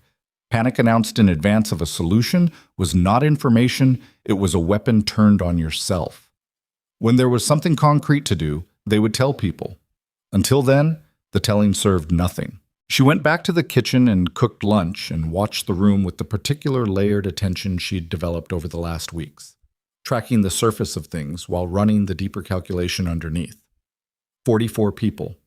Supply situation workable for another 8 to 10 days without the valley supplementation. 2 people under house watch who were now, if Crow moved, potential problems of a different kind. The lodge structure. She'd been in every room. She knew every entrance and exit. She knew which windows opened and which were frozen shut. She knew where the woodpile was and where the tools were stored. She thought about the letter. "Do not move against him directly. Wait for lawful process." She thought about what lawful process looked like in a mountain territory in deep winter, with armed men on the trail. She thought about the 44 people behind her. That afternoon, after the lunch dishes, she found Gale in the corner of the main room, where Gale always settled in the afternoons. her self-appointed position slightly removed from the main flow of traffic, where she could see everything without appearing to watch anything. Brenna sat down across from her. "How much do you know?" she said quietly. Gail looked at her without surprise. "I know Holt came back fast with the kind of news that makes a man jog across a yard," she said. "I know Thorne hasn't sat down since, and I know you're doing that thing you do when you're running numbers." "What thing?" "Your mouth goes flat and you move faster than you need to," Gail said, "like you're trying to get ahead of something." Brenna folded her hands on the table. "Crow knows about the territorial contact. Holt says there are armed men on the lower trails." She said it flat, the way Thorne had taught her by example, direct, without drama. "We think he moves within days." Gail absorbed this. She was quiet for a moment, one hand around her coffee mug, looking at nothing in particular. Then she said, "What do you need?" "I need to know if you have any experience with the practical side of a situation like this." Gail looked at her. Something shifted in the older woman's face. Not surprise, but the kind of recognition that comes when something you've been carrying quietly is finally acknowledged. "I've been in a few hard places," she said. "Yes. Can you help me think through what we do if they come?" "Yes." Gail set down her mug. "Tell me what you know about the building." They talked for 2 hours, in the low, unhurried way of two people who understood that good preparation was quiet. By the time they were done, Brenna had a map of the lodge drawn in her notebook. Every entrance, every usable defensive position, every structural vulnerability, and a list of things she needed to do before the light went.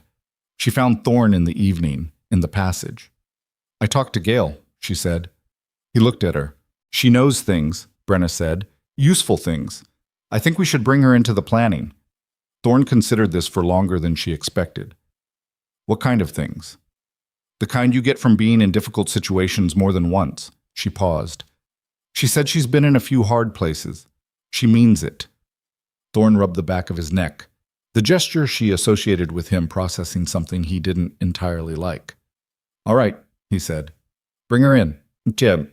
On the second day after Holt's return, they found the signal. Fenn found it, actually.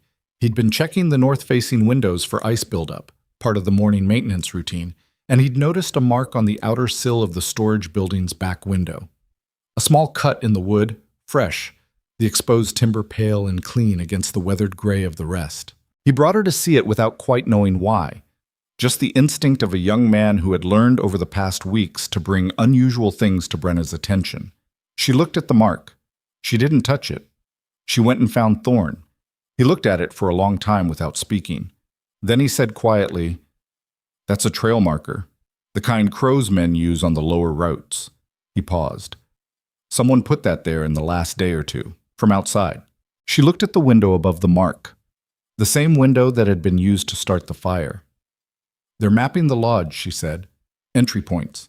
"Yes." He straightened, "which means they've been close enough to mark it, which means—" He stopped. "They're already here," she said, "in the area, waiting." He said nothing. He looked at the mountain and she could see him making the same calculation she'd been running for hours. The distance to the territorial authority, the speed of lawful process, the number of armed men Crow could put on a trail in winter. She said, "We need to tell people." He looked at her. She could see the resistance in him, the same instinct she'd had, the same Gale logic about panic announced too early, but she held his gaze and he held hers, and she watched him work through it. "When?" he said. "Tonight, after dinner. When people are settled." She paused. "We tell them the truth. Not the worst version, the true version, and we tell them what we're going to do about it. And if they panic, some of them will." She didn't soften it. "But most of them won't, because they've been here long enough to trust that problems get managed. That's what these weeks bought us." She looked at him. "They trust you. Some of them are starting to trust me. That's not nothing, Thorne." He let out a slow breath. All right, she said. The evening meeting was not the disaster she'd feared. There was fear in the room. She'd have been worried if there wasn't. When Thorne laid it out, standing at the head of the main room after dinner, with the same contained directness he brought to everything, she could see it moving through people in different ways. Cass went very still and pulled her daughter close. Warren straightened in his chair with the deliberate effort of a man deciding how to be in front of his kids. Kellen leaned forward on his elbows with the particular alertness of someone shifting into a mode they understood. The younger hunters exchanged looks that were calculating rather than fearful, working out angles and positions and what-ifs. Dace, sitting at the far end of the room with his brother, went pale. "I want to be clear about what I'm asking," Thorne said, when he'd finished laying out what they knew. "I'm not asking anyone to fight. I'm not asking anyone to risk themselves on behalf of this lodge or on my behalf. If you want to try to leave before anything happens, take the northern side trail before it closes. I'll give you supplies and directions, and I won't hold it against anyone." He paused. Nobody stood up. He looked around the room. "Then here's what we do." Gail took over at that point, which surprised people. The small, sharp-faced medicine seller standing up from her corner table and walking to the front of the room with the easy authority of someone used to managing groups in difficult situations. She laid out the plan in clear, practical terms. Who would watch which approaches, how the lodge's internal spaces would be organized if it came to a defensive situation, where the children and anyone else who couldn't or shouldn't fight would shelter. She talked about it the way you talk about a complicated kitchen operation. Not frightening, just procedural. Just the sequence of things that needed doing. Brenna watched the room change as Gail talked. People's shoulders came down slightly. The thing with fear is that it expands in the absence of information and contracts when given a task. Gail was giving everyone a task. Afterward, in the kitchen, Fen helped Brenna prepare the next day's early meal. The extra batches of biscuits, the stew that could be kept warm and served fast, the food that required no ceremony and could be eaten standing. His hands were steady. He'd been steady throughout, she realized, all the way back to that first blizzard night when he'd been clearly frightened and had decided to be useful anyway. "You're not scared," she said. "I'm scared," he said, without looking up from the biscuit dough. "I just figure being scared and doing nothing is worse than being scared and doing something." She looked at him. He was 19, maybe 20, with those oversized ears and that not-yet-finished face, and he was standing in a kitchen at the edge of a bad situation making biscuits with steady hands. "That's exactly right," she said. They came at dawn. Not with noise. That was the first surprise. She'd half expected something theatrical, some announcement of force. Instead, the first indication was Kellen's voice from the upper window where he'd been on watch. 2 words, low and urgent, that carried down the staircase like cold water. "They're here." She was already in the kitchen. She had been up for 2 hours, as she had been every pre-dawn since Holt's return, running the stove and thinking and listening to the mountain dark. When Kellen's voice came, she turned off the lamp, moved to the kitchen's back window, and looked out. She could see them, not clearly. The dawn was gray and thin and the snow flattened everything, but the shapes of men moving through the tree line to the north. She counted 8, then 10, then lost count as they spread out, moving with the careful, deliberate spacing of men who knew what they were doing. Crow's men. She went to find Thorne. He was already in the main room, Kellen and Holt beside him, all 3 of them at the front windows. He looked at her when she came in. "How many from the north?" he said. "At least 10, maybe more in the trees." He nodded. His face was set in that completely still way, all the pressure contained. "Gail's already moving people to the shelter positions," Holt said. Brenna looked around the room. People were moving, quiet, purposeful, the organized movement of the previous night's planning being put into motion. Cass and Warren and the children were already gone from the main room, moved to the interior shelter room. The hunters were at various positions. Fen was at the storage building passage, which had been designated as a secondary exit if the front became untenable. "They'll try to talk first," Thorne said. "Men like Crow prefer the threat to the action. Cheaper." He paused. "They'll give me a chance to sell." "And when you don't," Kellen said. Thorne looked at the window. "Then we find out how committed they are." Through the glass, a rider had emerged from the tree line and stopped at the edge of the yard. Even in the gray dawn light, Brenna could see the horse was good. Not a working mountain horse, but something better, well-fed and carefully kept. The man on it was dressed too well for the weather, a heavy coat with a quality to it that didn't belong on a mountain trail. He sat his horse like someone accustomed to being looked at. She had never seen Silas Crow before. She understood immediately that this was him. He called out. His voice carried across the yard with the practiced projection of a man who had spent years making sure he was heard. "Thorn, I think it's time we settled this." Thorn looked at Brenna for one moment, something in the look that was beyond words, that was simply acknowledgement, the kind two people exchange when they have been through enough together that language becomes redundant. Then he went to the door and opened it. The cold came in. She stayed back from the doorway, to the side, where she could hear without being seen. Gale appeared at her elbow, silent as smoke. Crow's offer was structured to sound reasonable. That was the most dangerous thing about it. It came wrapped in the language of practicality, of mutual benefit, of avoiding a situation that was going to be bad for everyone. He cited the debts, he cited the isolation, he cited the damage from the fire and the supply situation, which he knew in detail because Vi had told him. He spoke in the smooth, modulated tones of a man who had made this speech before and knew which parts landed. "Generous terms," Crow said. "You walk away with enough to start over somewhere better suited to you. The lodge goes to operations that can sustain it properly. No one gets hurt." Thorn said nothing for a long moment, long enough that Crow shifted slightly on his horse. Then Thorn said, "You sent men to steal from people trapped by a blizzard." Crow's expression didn't change. "Business decisions are complicated." "You burned my storage building," Thorn said, "with 44 people inside the lodge. That was, and you're standing in my yard with 10 armed men at your back calling it a fair offer." Thorn's voice was very even, not loud, the complete absence of performance. "I'll give you one chance to take those men and leave." A silence stretched across the yard. Brenna could feel the weight of it, the particular suspended quality of a moment where things are about to go one of two directions and everyone present knows it. Crow said, "That's not wise." "No," Thorn agreed. "Probably not." Crow looked at him for a moment longer. Then he raised his hand. The men in the tree line started moving. She spun to Gale.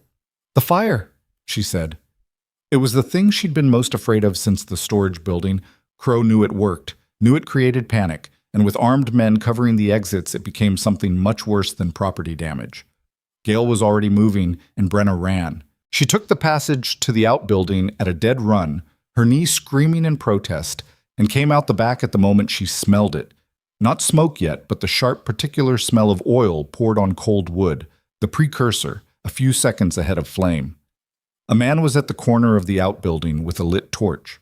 She didn't think about it. She picked up the first thing her hands found. A splitting maul leaned against the outbuilding wall, heavy and solid, and she swung it in a long arc and connected with his forearm, not with full force, but enough. The torch went into the snow. The man swore and backed up, and she stood between him and the building with the maul in both hands, breathing hard, the cold air burning in her lungs. "Go," she said. He looked at her, at the maul, made his calculation. He went. She kicked snow over the torch and stood there shaking from adrenaline and cold. And then Kellen was there, coming around the far corner of the outbuilding, rifle in hand, and he looked at her and looked at the torch buried in snow and looked at the retreating shape of the man and said, "You all right?" "Fine," she said. Her voice came out steadier than she felt.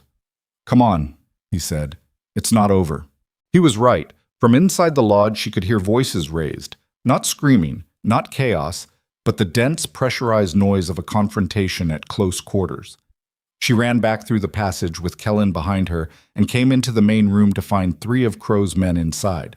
Not the front door, the side entrance, the one that had a warped frame she'd been meaning to mention to Thorn for 2 weeks and hadn't. And Holt and 2 of the hunters in a grim close-quarter struggle that had knocked over 2 tables. She saw Thorn across the room. He was on his feet and he was looking at her, and she understood from one quick look at his face that he was balancing multiple things simultaneously. The men in the room, the men outside, the people in the shelter positions, and that the balance was precarious. She looked around the room. She needed to change the calculation. The lodge had 44 people. Crow had brought 10 armed men. 44 people was not a force, not most of them, not the travelers and the family and the young brothers and the medicine seller. But it was a number. And numbers, in a close-quarter situation inside a building that Crow's men did not know, and every person in the lodge did, mattered differently than they did on open ground. She climbed onto the nearest table. "Everyone out of the shelter room," she shouted. "Now!" Into the main hall. Thorn looked at her. She held his gaze and gave him the smallest nod she could manage. I know what I'm doing. And he made the split-second decision to trust it. Gale appeared at the hallway door. Then Cass, which was not what Brenna had wanted.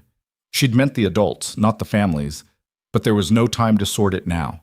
Then Warren and the hunters from the upper floor, and Fenn coming in from the passage, and suddenly the main room had far more people in it than it had 10 seconds ago.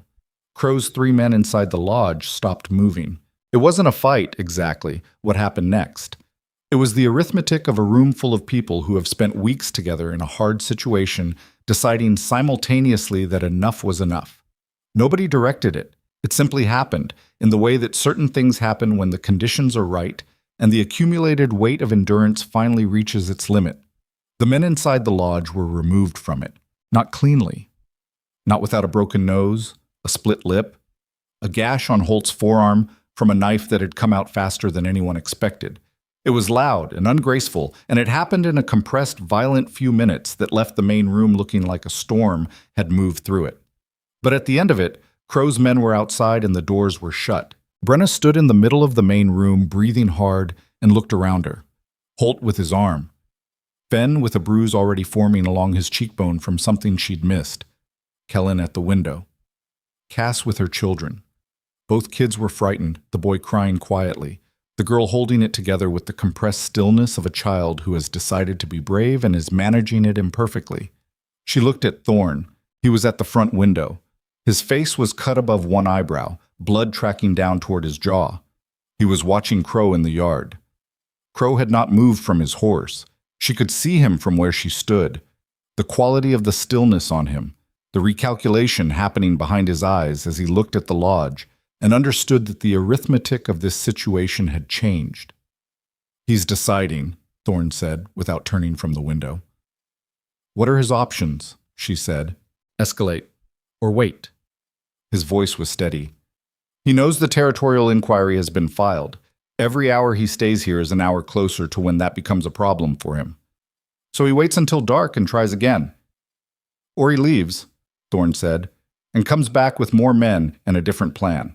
Neither option was good. She stood there and knew it and didn't pretend otherwise, and the room around her knew it too. She could feel it in the quality of the silence, the held breath of 44 people who had just survived 10 minutes and were now contemplating what came next. The boy stopped crying. Cass was holding him with both arms, her chin on top of his head, eyes closed. Brenna looked at Thorn's back, at the lodge, at the people in it. She went to the kitchen and started the fire back up, because there were people who were cold and frightened, and the biscuits were ready to go in, and she was going to do the thing she knew how to do, while the people who knew how to do other things did those things. She put the biscuits in. She watched the yard through the kitchen window. Crow hadn't moved. The mountain was very quiet. Crow stayed in the yard for a long time. Brenna watched him through the kitchen window while the biscuits baked. The man on his good horse, very still, looking at the lodge with the particular quality of a person recalculating. His men had regrouped at the tree line. No one was moving. The yard lay between them like something neither side wanted to step into first. The biscuits came out and she put them on the rack and watched him and thought about what Thorn had said. Escalate or wait. Those were Crow's options. But there was a third thing that Thorn hadn't said. The thing that men like Crow almost never chose, because it required a specific kind of courage that power and money tended to erode over time. Leave. She didn't think he would. Not yet. She was right. At midday, one of Crow's men came to the front door alone, no weapon visible, hands out. The universal performance of someone who wants to appear less dangerous than they are. He had a message. Crow wanted to speak with Thorn privately, away from the lodge, on neutral ground. Thorn looked at Brenna when the message was delivered. She looked back at him. No, she said. It could be. It's not a conversation, she said. It's a way to get you away from the lodge. She held his gaze. You know that. He knew it. She could see it in his face.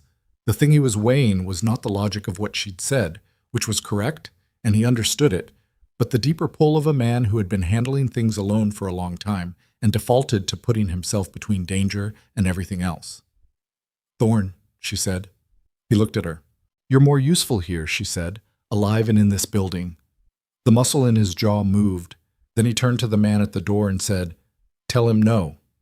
The man left. The afternoon wore on in the strange, suspended way of standoffs, time moving differently when nothing is happening and everyone knows something will. People occupied themselves with small tasks, the particular busy work of a group managing anxiety. Fenn fixed the warped side door frame, finally, with the grim efficiency of someone closing a barn door after the horse had already gotten out. Holt sat at a table near the front windows and sharpened a knife that was already sharp. Cass's daughter, the older child, asked Brenna if she could help in the kitchen, and Brenna said yes immediately and put her to work on something easy and safe, because the girl needed her hands moving and Brenna understood that about people. Her name was Petra. She was 10. She worked with the focused, slightly over-careful manner of a child trying to prove competence.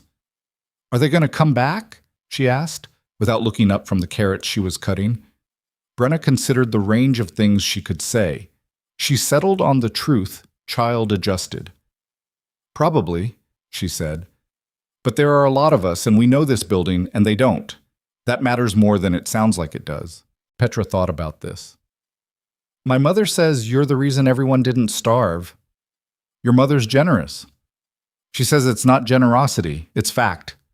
Petra glanced up briefly. "She says there's a difference between those." Brenna looked at this 10-year-old and thought, not for the first time in her life, that children were often more perceptive than adults gave them credit for, partly because they hadn't yet learned to soften observations before delivering them. "Your mother's right," she said. "There is a difference." She sent Petra back to her family when the lights started going flat and gray, because whatever was going to happen, she wanted the children settled and as far from the main room as possible. She watched the yard through the kitchen window while she started the evening meal, the same window she'd been watching all day, and she saw the moment things changed. Crow rode forward from the tree line, not to the door this time. He stopped in the middle of the yard and his voice came across the snow with that practiced carrying quality, and what he said was not an offer. It was an announcement. He was going to burn the lodge to the ground, and anyone who walked out in the next 10 minutes would be free to leave. Anyone who didn't would take their chances with the fire. She heard Thorne's voice from the main room, low and controlled, organizing people. She heard Gale. She set down her knife and wiped her hands and went to the main room doorway. "He means it," Kellen said. He was at the window. "There are men moving to the back." "How many?" Thorne said. "4 that I can see."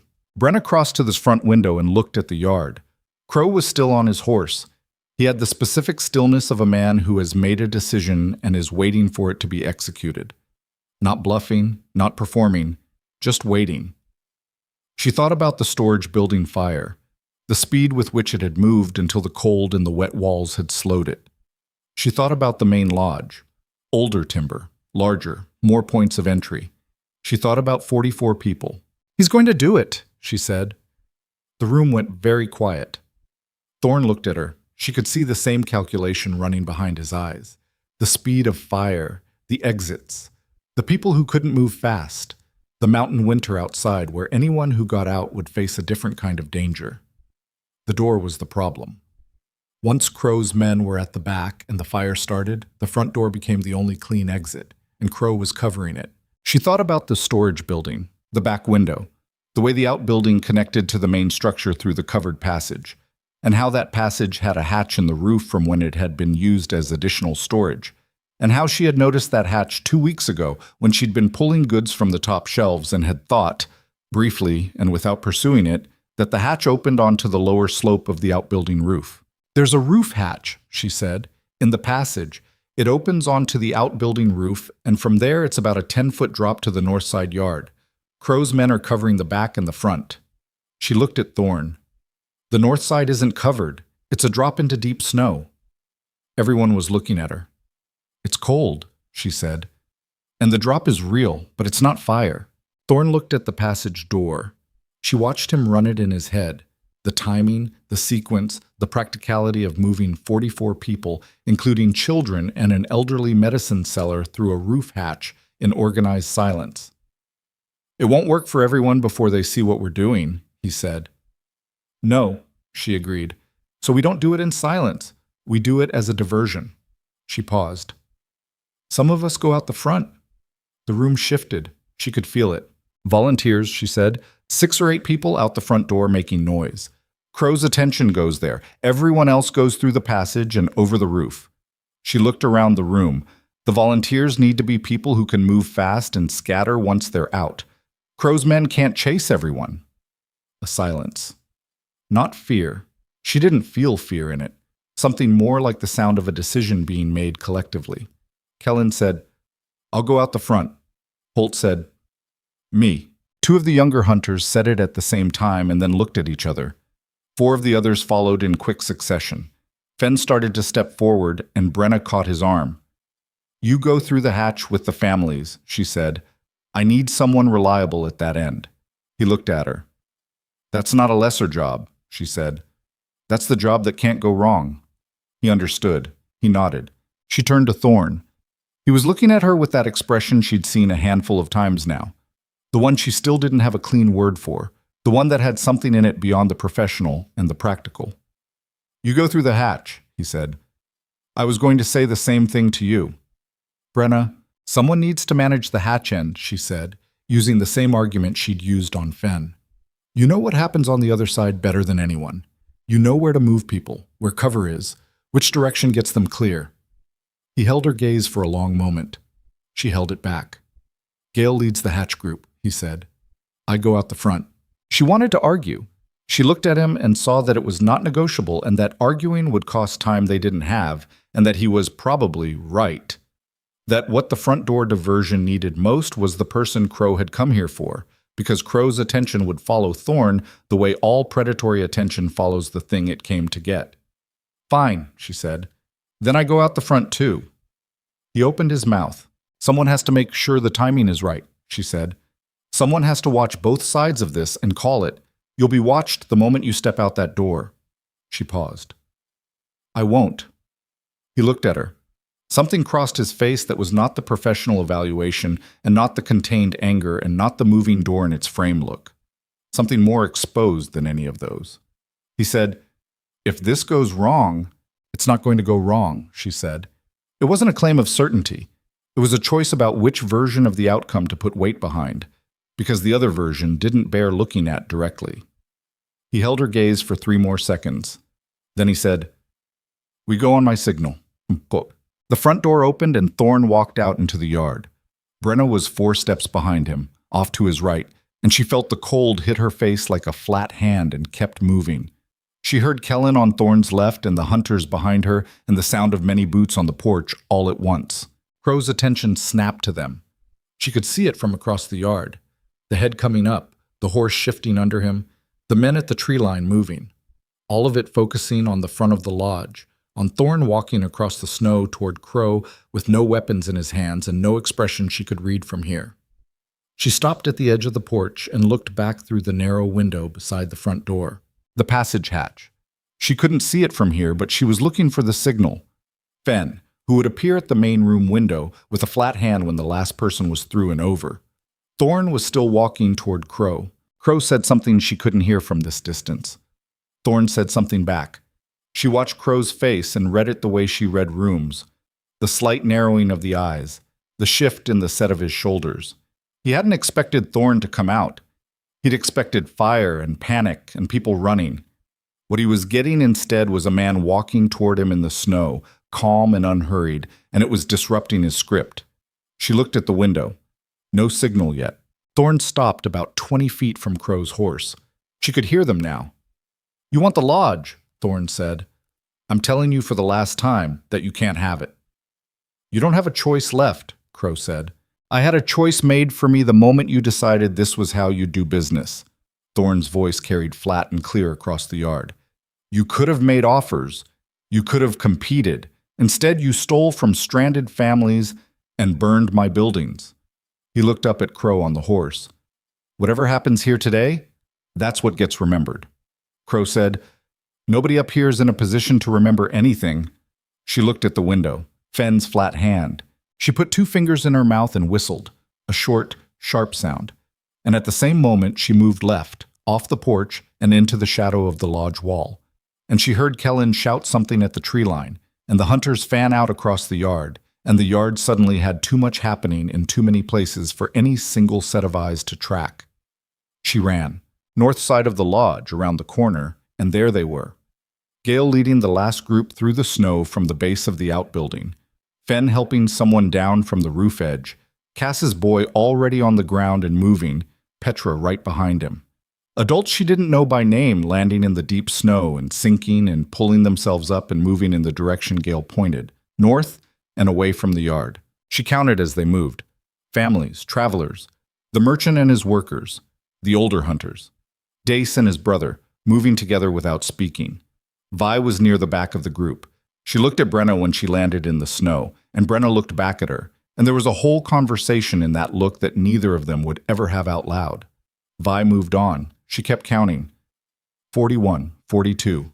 From the front of the lodge, she could hear voices raised. Not panic, not the sound of violence starting, but the complicated noise of a standoff that had been disrupted and was trying to find a new shape. 43. Fen dropped down from the roof edge. He looked at her. "That's everyone," he said, breathing hard. "That's all of them." 44 minus the people at the front.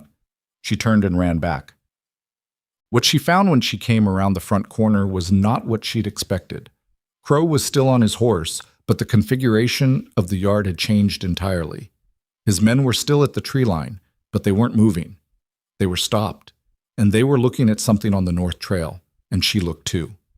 Riders, coming down the north trail at speed more than she could count quickly, and at the front of them, a man in the coat and badge of a territorial marshal's deputy, and beside him a figure she hadn't expected.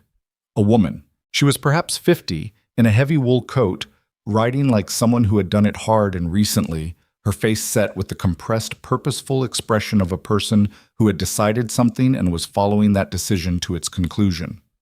She had a saddlebag that she was holding with one hand as she rode, as if the contents were important enough to require personal supervision. She pulled up at the edge of the yard and dismounted before the horse had finished stopping, the same move Holt had made, the move of urgency.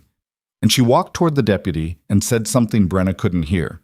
And the deputy raised his hand and his riders spread out across the yard with the practiced efficiency of men whose job it was to stop situations rather than participate in them. Crow had gone very still on his horse. Thorn was looking at the woman. Something had happened in his face. Recognition, and something underneath recognition that was harder to name. The woman walked toward Crow. She opened the saddlebag and held up a bundle of papers that even from this distance Brenna could see were worn at the edges and numerous. "Vivian Mercer," Thorn said quietly. He was standing just ahead of Brenna now. She hadn't heard him come back. She looked at him. "You know her." "She worked for Crow," he said. "His bookkeeper, for years." His jaw was working slightly. "She disappeared from the lower station about 3 weeks ago. I thought Crow had—" He stopped. "She was compiling," Brenna said. "Yes." They watched Vivian Mercer hand the papers to the deputy marshal with the careful deliberateness of someone delivering something they have been carrying for a long time and are very ready to set down. She said something to Crow that they couldn't hear. Whatever it was, it landed. She could see it in the way Crow's whole bearing changed. Not dramatically, not with any kind of collapse, but in the way of a structure when the weight it's been holding against shifts. The particular settlement of something that has been resisting and has stopped. The deputy spoke. His voice carried across the yard with the flat official tone of someone invoking a process larger than the current moment. Crow dismounted. His men at the tree line looked at each other. She watched two of them make the decision to leave. The turning of horses, the movement back into the pines, quiet and without drama. The rest stood with the uncertain quality of men whose orders had just become irrelevant. The standoff dissolved, not with the clean resolution of something planned, but with the messy, anticlimactic deflation of something that had been holding tension suddenly relieved of it. People started moving. The deputy's men moved through the yard with purpose. Thorn walked toward the deputy and Vivian Mercer, and Brenna watched him go. She stood at the edge of the porch and let herself breathe. Just breathe. The cold air came in and went out, and the yard moved around her, and she stood still in the middle of it and breathed. Fen appeared at her shoulder. He was breathing hard from running. He looked at the scene in the yard, at Crow being spoken to by the deputy, at Vivian Mercer, standing with her arms folded, watching it, with the expression of someone who has done something it cost them and is not yet sure how to feel about it. "Is it over?" Ben said. She thought about the question carefully because she had a habit of being honest when being optimistic would have been easier. "The immediate part," she said. He nodded slowly. He understood the distinction. It took the rest of that day and most of the next to sort through the legal and practical machinery that Vivian Mercer's records had set in motion. The deputy marshal stayed at the lodge. He and his riders needed to, given the depth of the evidence and the number of people whose testimony was now relevant. Crow was held in the storage building, which had a bitter neatness to it that nobody commented on, but several people clearly noticed. His remaining men dispersed, some into custody, some simply gone into the mountain. Kellen's judgment was that they'd been hired hands with no particular investment in Crow's schemes, and Kellen was probably right. Vivian Mercer sat at the main table through most of the 2 days, going through her records with the deputy in a methodical, exhausting process that she approached with the focused endurance of someone finishing something they'd been preparing for a long time. She ate when Brenna put food in front of her. She didn't talk much beyond what the process required. On the evening of the second day, Brenna brought her coffee and sat down across from her. Vivian looked at her. She had the kind of face that showed the work it had been doing. Not old exactly, but used, in the way that faces are when the life behind them has been difficult and honestly lived.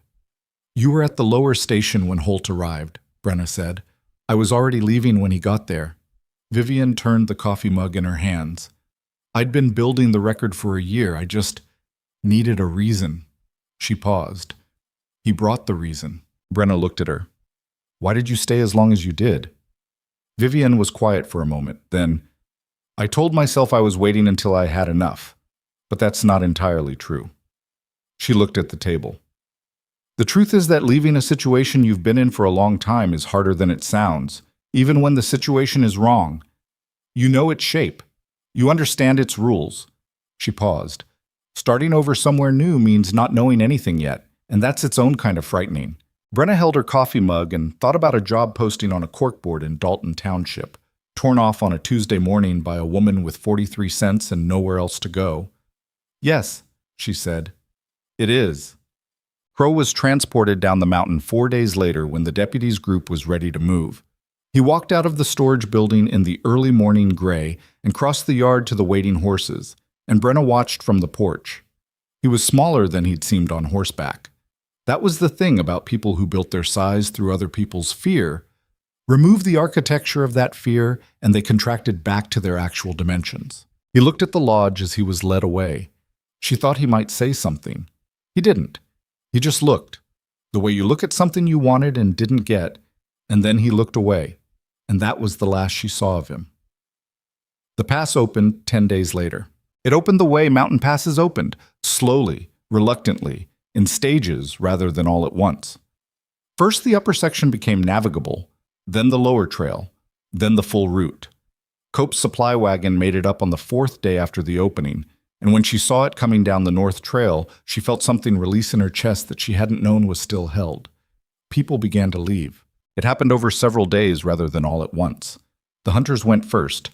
They had their season to finish, and their own lives waiting at the bottom of the mountain. Then the traveling merchant and his workers, now reunited with the goods they'd left on the trail. Then the family of 4, Cass and Warren, and the children. They came to say goodbye in the kitchen the morning they left, all 4 of them, and Cass held Brenna's hand for a moment without speaking, and Brenna held it back. Petra hugged her around the waist without announcement, fierce and brief, and then let go and followed her parents out, and Brenna turned back to the kitchen and stood for a moment with her hands on the counter and the sudden quiet of one fewer family in the building settling around her. Gail left on the 3rd day.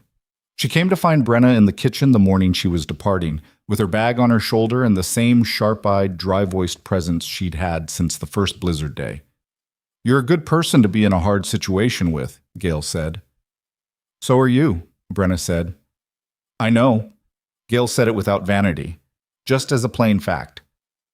"That was a compliment, not a competition." Brenna almost smiled. "Will you come back through?" "Probably." Gail adjusted her bag. "Mountains are circular. You tend to come back through the same places." She paused at the kitchen door. Take care of your knee. You've been favoring it for 6 weeks and pretending you're not. Then she was gone. Fen left last on the 6th day after the pass opened. He stood in the kitchen doorway with his pack and his oversized ears, and the bruise on his cheek finally faded to a pale yellow. I'm going to come back, he said. If you want to, she said. Is there work? She looked around the kitchen.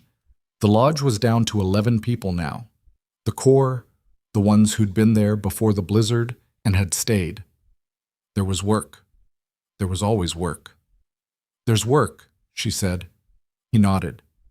He looked like he was going to say something else, something more, and then decided against it. He lifted his hand in a half wave and went. She stood in the suddenly quiet kitchen for a long time. Mamet. The spring came in the way mountain spring always came, late and grudging and beautiful in the specific way of things that have been earned rather than given. Snow pulled back from the lower slopes and left the ground dark and wet underneath, and the pines shook off their winter weight, and the light changed. Not just more of it, but a different quality. The flat gray of winter replaced by something with angle and warmth and color. Brenna was carrying water from the east well when Thorne came around the corner of the lodge and stopped.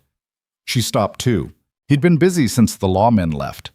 The reconstruction of what Crow had damaged, the documentation for the territorial inquiry, the ordinary, relentless business of a mountain lodge shaking itself back into operation. She'd seen him at meals and in passing, and occasionally at the main table in the evenings, and she'd watched the incremental unwinding of the sustained tension he'd been carrying since before she arrived. The particular relaxation of a man who has been in a fight for a long time and is slowly remembering what it feels like when the fight stops. He looked at her now in the morning light. The cut above his eyebrow had healed to a thin scar. His face had the weathered, permanent quality of a mountain man's face, but in the spring light, there was something else in it too. Something less guarded than she'd seen in the winter, when every expression had been filtered through the pressure of everything pressing in from outside. I need to talk to you, he said. She set down the water pail. All right. He looked at the mountain and then looked at her. He was not a man who built up to things with social architecture. She'd learned that about him. When he spoke directly, it was because he meant it, and it was the only version he had. I want you to stay, he said. Not as the cook. He paused, and she saw something rare happen on his face. A moment of genuine uncertainty. The particular uncertainty of a person saying something out loud for the first time that they've been carrying in silence for a while. I want you here. This place, it works now because of what you built here. But that's not... He stopped again. She waited. I don't do this well, he said. I know, she said. You're doing fine. He looked at her with the expression that she'd been trying to name for months. The one that appeared when he thought she wasn't watching. The one that had been there since the night she sat across from him at the main table and told him the supply numbers didn't add up. It wasn't gratitude. It wasn't professional respect.